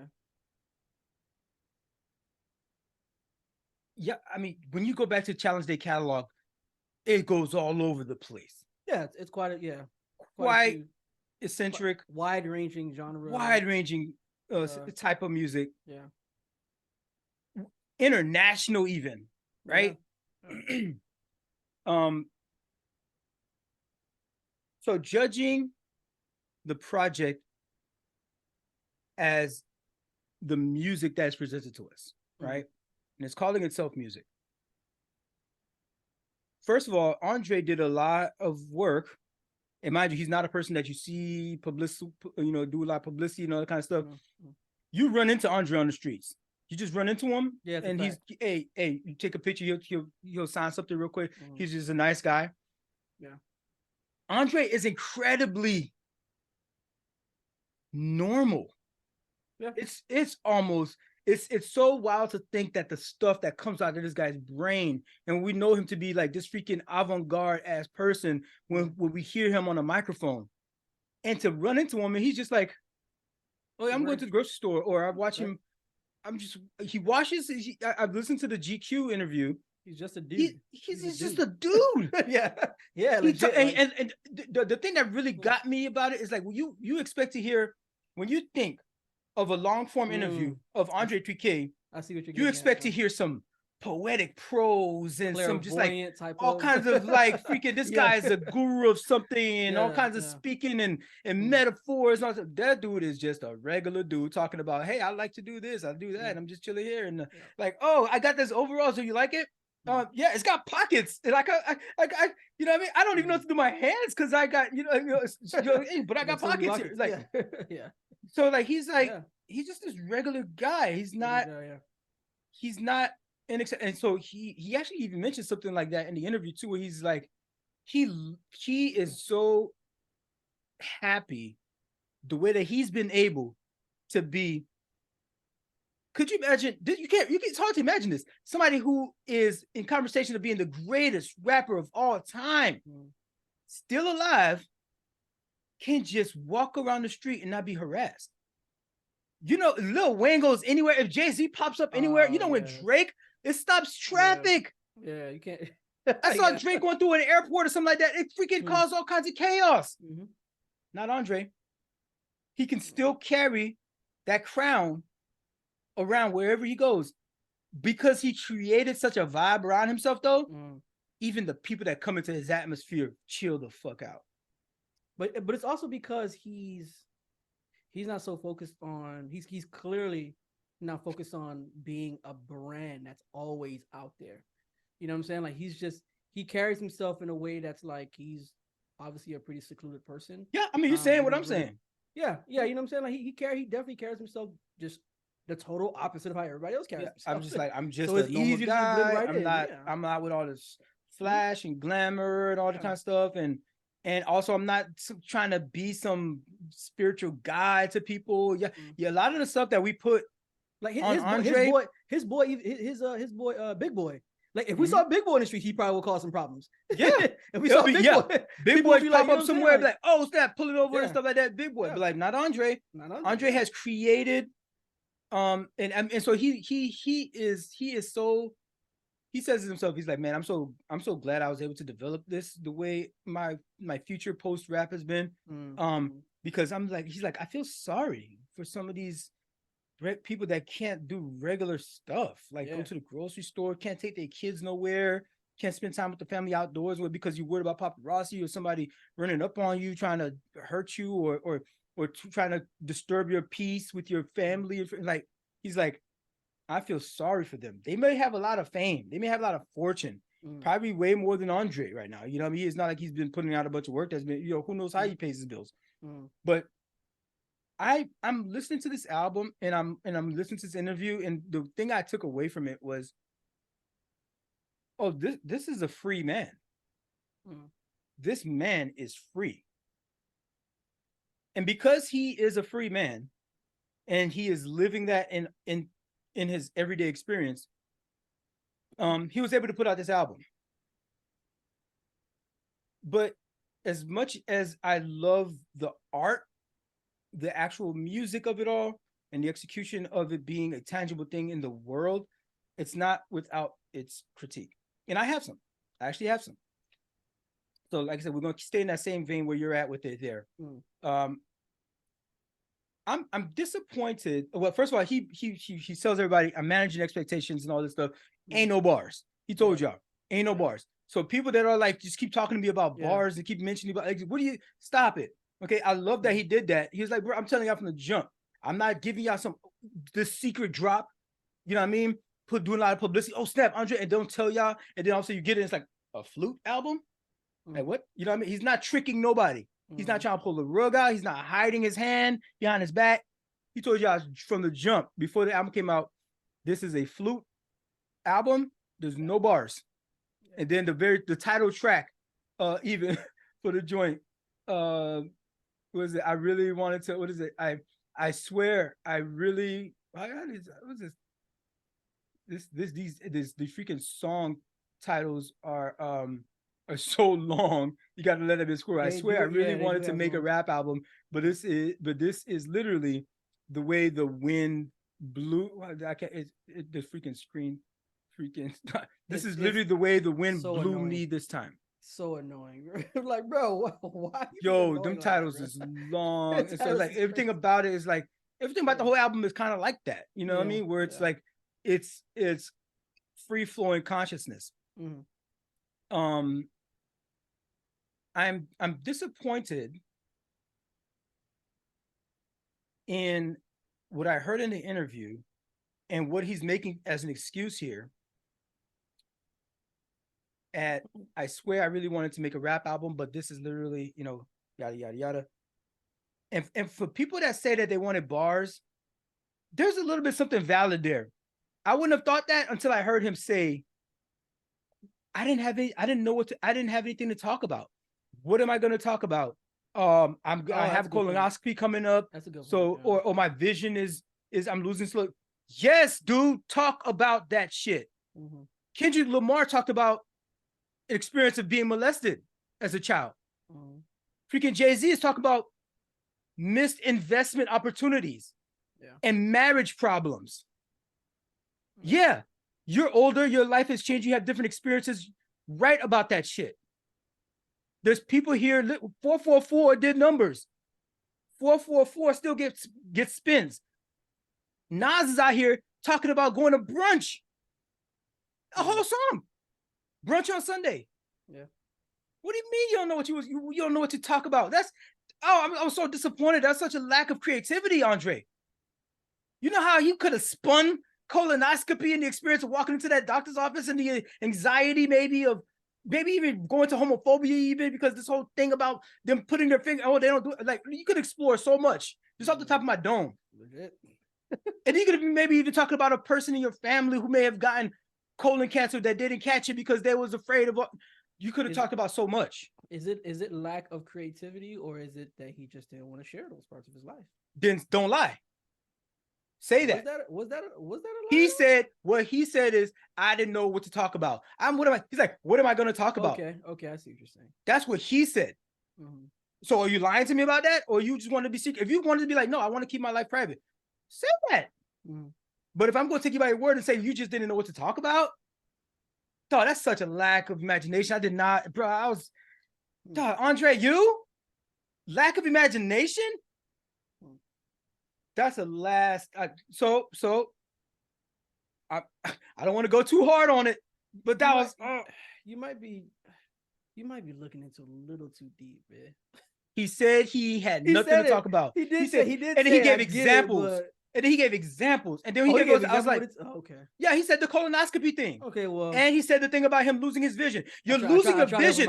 You could have used that as a whole metaphor for a song. Yeah, facts. Yeah. And he's like, I didn't know what to talk about. I didn't have anything to talk about. Bro, the simple fact of you learning the flute, the simple fact of you becoming an elder statesman and not being able to rap about that stuff, that could have been a song. Just growing old in the game. Like, yeah, and maybe it's not a lack of imagination, but I think this is what's happening with some of our older artists. So fine, I'll take a step back. Let me take a breather. Maybe it's not Andre. Maybe it's Andre's perception of us as listeners. And he's like, niggas ain't listening. He's probably thinking that to himself. This is probably what he thinks about us. He's like, I could write about this. I could do some bars about this, but I don't think rap consumers have evolved over time enough to step out of the pushing weight, to step out of the strip clubs, to step out of the self-mutilation and self-destruction. And demonizing our women and all the typical shit. So if he had some bars in him, he probably made the final decision, was like, but like, they're not ready, they're not listening, but we out here. I gave examples. We have elder statesmen, and again, that's talking about elder people's stuff, retirement, passing on your legacy to your kids. They're talking about this in rap albums. These elder statements are writing about and talking about this stuff, and they're putting out quality work. You could be that. Does that make? Am I tripping? Like to have that sort of expectation for somebody who's one of the greatest rappers of all time to tell me that he couldn't? What is that? I mean, I think that's a legitimate inference to make based on that conversation he was having. I almost wish I didn't hear it. It But really kind of ruined things. It almost made me feel like, based on just your description of everything you just mentioned, like with the interview and all that, it almost makes me feel like it was more of just like, I just don't feel like being creative. I just don't have the energy to do it anymore. Not that I can't do it. I just don't have that energy. But this was creative. And that's the thing. Like the album in itself, the way this album was made was creative, right? So that brings me to my next point. I guess that piece of it, but I think that piece of it of like I'm really gonna give y'all bars for real. He was just like, I just don't feel like it. That's what it sounds like to me. It sounds more like that to me. It's like, we did say that. Yeah, didn't say that. Yeah. That's just what I got from it though when he said that. What you said that he said. He is learning this instrument, this wind instrument. Yes. He's learning it in real time. He's not some concert ready in terms of like orchestral, grasp of the instrument. He is a baby flautist, right?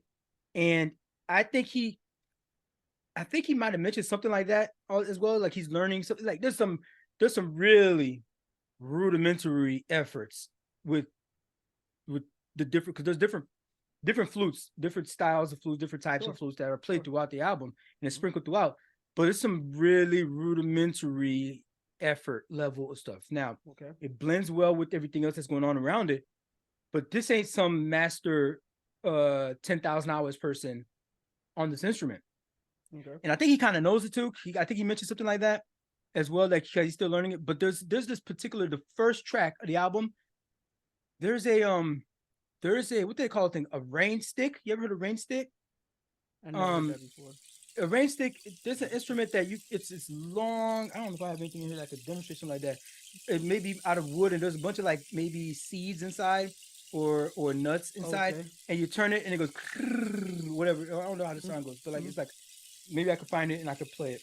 And the magic of editing. Yeah. But it sounds like a child's toy.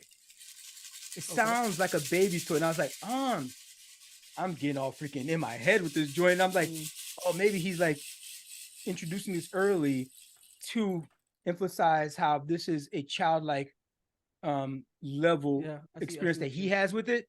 That like, hey, I'm being upfront and being like, yo, don't judge me as supposed to be this master level flautist, a flute player, right? Because I'm still learning this thing. So I was like, maybe he's like just putting it out there from the jump. So that, again, setting expectations, knowing how he did the media blitz right before the album release to try to set expectations for everything else. Like maybe this is part of him setting that expectation. Yep. And so for him to be at such an underdeveloped level of this instrument, it got me really to thinking about like art. Why do artists release? What up, fam? It's Darwin, the guy that was just talking. First off, thanks for watching and supporting the show. But I gotta give y'all some homework.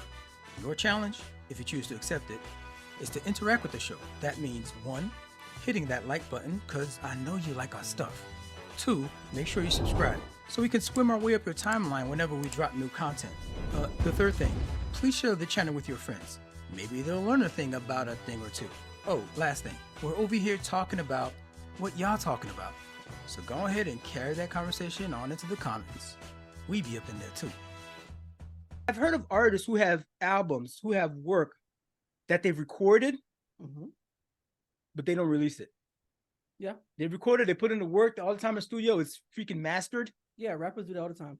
And it might come out, 30 years later, 20 years later after they die or something like that, or whatever, maybe like Tupac has some posthumous stuff that came out, and so they release it afterwards. But like when you create art and there's one thing, you can have art and you put it away in the basement, you did the thing, but then to create art and put it out into the world, there's a whole nother existence that happens once your art is out in the world.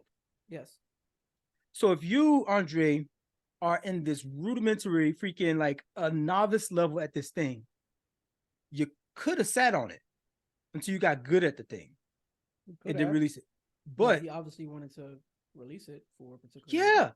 And it's been 20 years. I'm sure you have other music that you've done that is out in some vault somewhere. You might have rapped, you might have just done music just like this, but you did. But this one, you chose to release it. But you know what a lot of musicians do. Racist. You know what a lot of these musicians do? They'll have like a collection of songs. Like say they want, like, hey, I'm going to drop this album. I want it to have 12, 13 songs on it, but I've made 30 songs. They have like teams with them, or like a team with them, that they'll decide on, hey, this is what I want the album to be. This is the sound that I want this album to have. This is what I believe my current audience is expecting.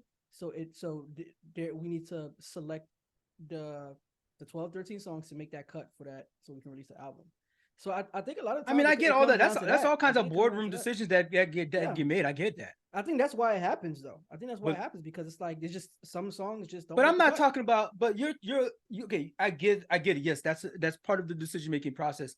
But I'm getting more of the artist experience, the artist, because I'm not just talking about music. I'm talking about when you go to the museum, you put this thing out there. And people are going to be judging it. People are going to be talking about it, and maybe even goes for auction, and then it goes for price, whatnot. Or even for example, Banksy.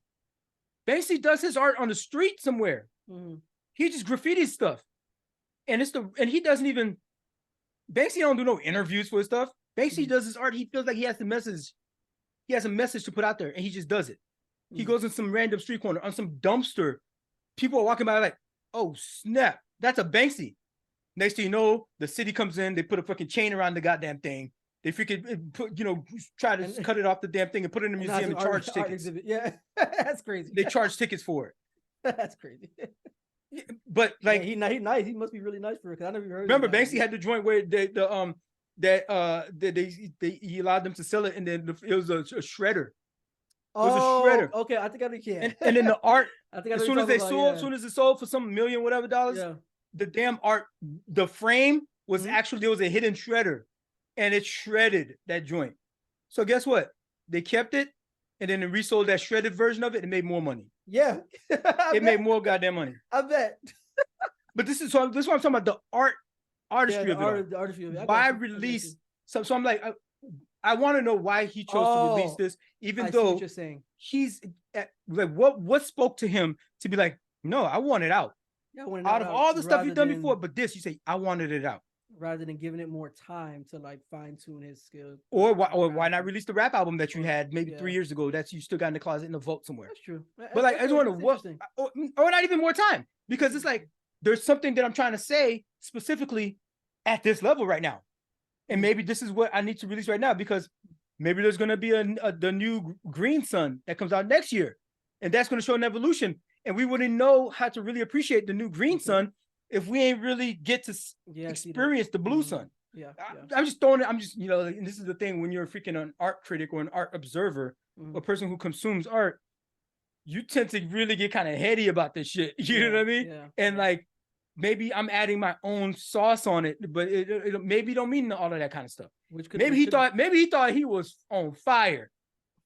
Maybe but in the way that you're dissecting it, that could have probably been the artist's intent as well, to get you to a place where you're going to be dissecting it just like how you're doing now. Yeah. And so with that said, I think that now that's my critique of it all as a project, something tangible in the world.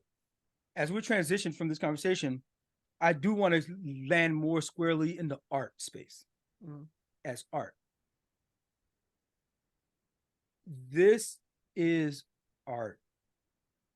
If you needed a barometer, like what is art, and you just didn't always know the songs you listen to, there's music, and there's it's like, what is art? This can help you judge from now on. When you see something else, be like, oh, because I listen to New Blue Sun, I know what art is. When I listen to 444, for example, again, I'll mention that again. There's the art in there, like, oh, I can appreciate 444 for what it is. Or when you go to a play and you see this actor kill a role, like Fences, Denzel Washington and Fences. Oh my Lord, yo, bro. So you kind of know. Oh my Lord, bro. You kind of know. There's these things out there that like give you that there's levels, and you kind of know how to. Real. You have to if you need to like have a measuring stick. These are the things that are measuring sticks. I tell people all the time, you have to watch Fences. Yeah, but you're not watching Fences necessarily for the script. You're not watching it for the cinematography. You're watching it because you want to see what it is to be an artist, a thespian. Yeah. Watch the delivery, watch the cadence, watch the body position, watch the Fences. That amazing. is art. Viola Davis in Fences also. Oh my goodness, they couldn't have put two of the greatest goats in one room, like in a space. And the thing is, Fences is a play.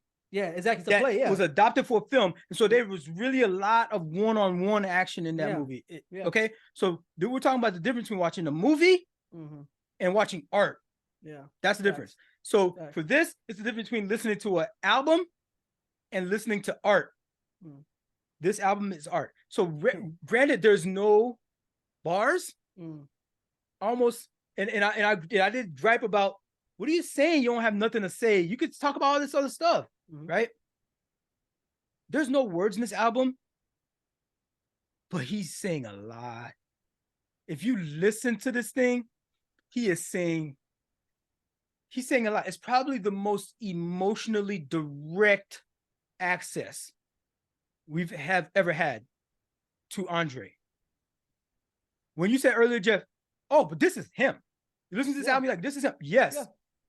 If this is Absolutely. more him than any fingerprint he's ever taken, than any iris scan he's ever had to do, than any DNA test. This is him.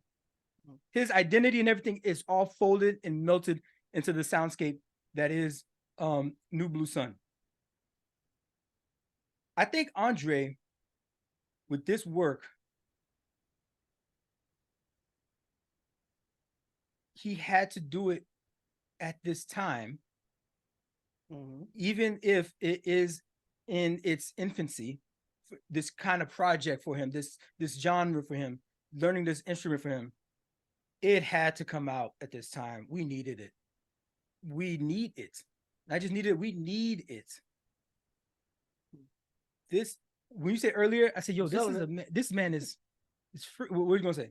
No. I was saying you're selling it. I mean, you're definitely selling it. I'm not trying to sell it. I'm just giving my experience and why I know this joint is gonna be nominated for Album of the Year next year. Even though I also know I can walk and chew gum at the same time that technically that there's been better. So the album is a meditation album. Really? That's what it seems like. Based on like what I was seeing and what I was hearing, I was like, this sounds like some kind of. The album is a meditation album. It's a breathwork album. It's a yoga kind of joint. And there's been or something.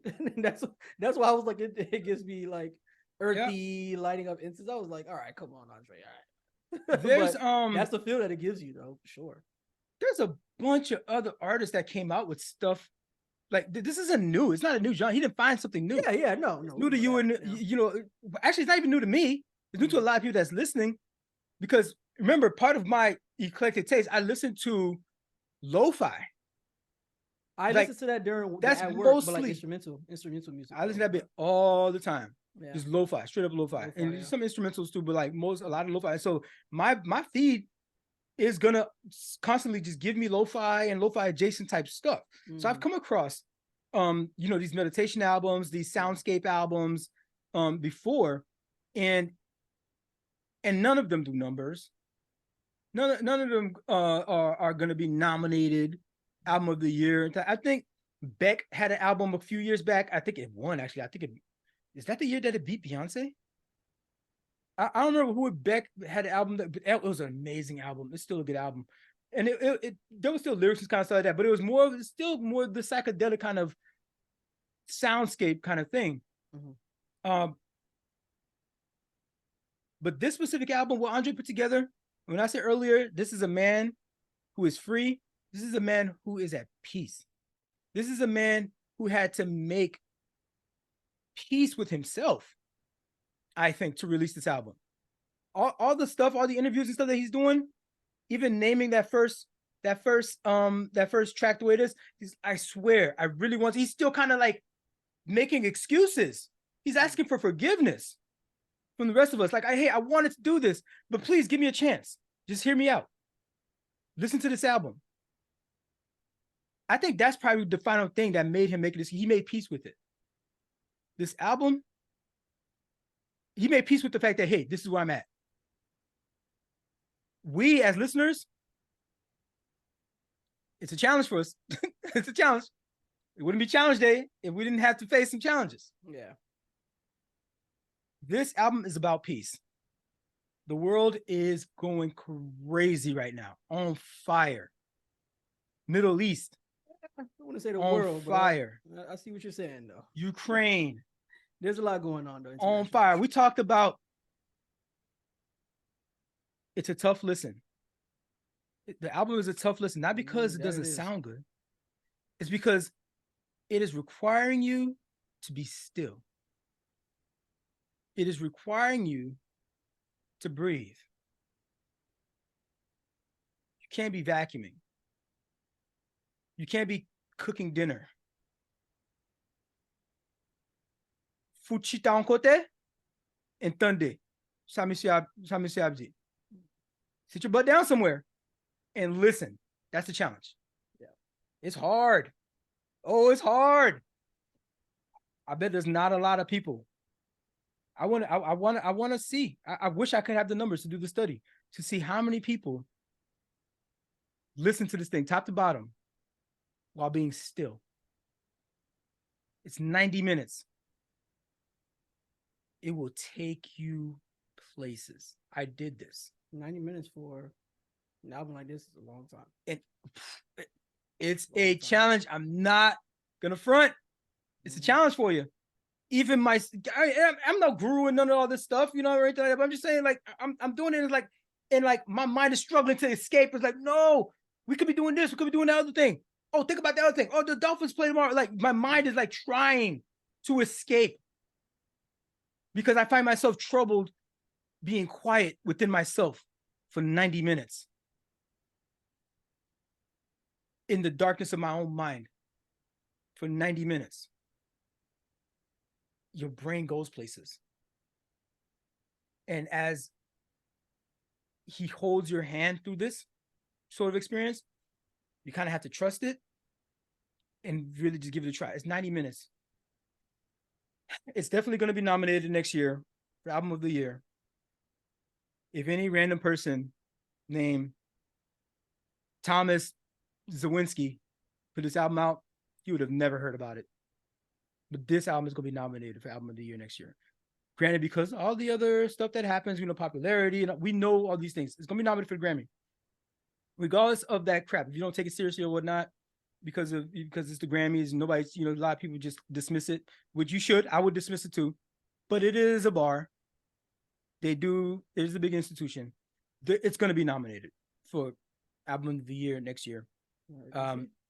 And the last thing I would say about it is that in true form, as a flute that's centralized in this thing that he's playing. When I say he's holding your hand through this thing, through this experience, you kind of have to trust it's kind of a Pied Piper.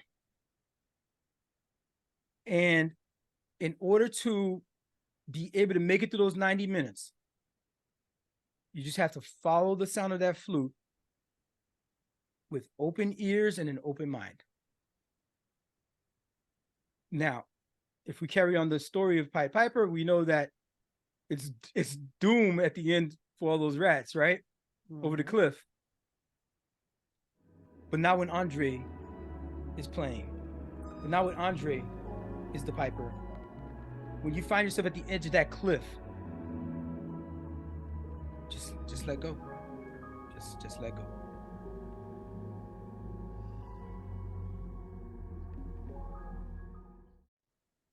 All right, so with all that being said, you're obviously selling it. I'm not selling it. You're selling it. That's my experience. All right, we went on this diatribe with this particular album, and I don't know, maybe I'll give it a. I mean, I said I was gonna give it a second listen, so I'll give it a second listen. Mm-hmm. It ain't really my type of vibe right now, but because it's the Homie 3K, I'm gonna give him, I'm gonna give him a look. I'm gonna give him a trust him just a little bit. That's the OG. Yeah. So I'm gonna give him. But that's all. That's it. That's all I got. You know, we did it again. Another challenge day in the books. Mission accomplished. Yeah. Did you want to just kind of do a quick rundown of what we went over, just to remind folks? Well, we talked about the mass count. You know, there's the AR-15. The Washington Post did that terror on repeat. So go look that up. If you know, trigger warning, by the way. The Gaza count. The numbers are kind of looking funny. They're doing some funny business with the numbers over there. No, so, you know what I mean? I would say trust but verify, but I wouldn't even start the trust part yet. I say go verify and fact check that verification. Absolutely. We got shadow ban. Yeah. Jeff dissected that with the shadow ban there. But you know, some things are picking back up again. Yeah. The climate report. We talked about that one. It's too late for us anyway, so this review climate change. I keep saying it's too late. But hey, whatever. We can still try. I mean, I guess we could do better than yesterday, but it's too late. Veteran suicide study came out, so check out Operation Deep Dive. There'll be a link in the show notes. They provide some recommendations on not just talking about the problem of mental health and suicide for former service members, FSMs, but they provide some solutions, potentially some ways to actually first keep better data, and also some recommendations on mitigating that. The IRS released new tax brackets. So some people may be saving some money next year in their taxes. Remember, take advantage of the 401k, take advantage of the what is that, your FSA and all that stuff. Whatever you can do to make your income look smaller than it is, that'll help you in the long to save, to take home more of your money. Reportable income. Remember that term, reportable. That's about income. that reportable income. We talked about AI girlfriends. Weird people. People are weird. That's the Only thing I gotta say about that, you can't have sex with math. Okay? Made it very clear. Get off that damn replica app, all right? Yeah. Stop it. Thirsty ass bastards. Okay, so that was for sure. Yeah, so that's what's up, man. That's the show, man. That's all I got. All right, man. We hope you guys enjoyed the show. We packed a lot in there, so definitely peep game, take game, and apply it. Like and subscribe, make sure. Yeah, absolutely. Share it. Yeah. Show your boys some love, man. Like and subscribe. Even tell your friends, tell a friend to tell a friend. And just check us out. We got some good content for you guys. So, with all that being said, stay safe, guys. On l'a vu, changez de tempo. It's challenge day.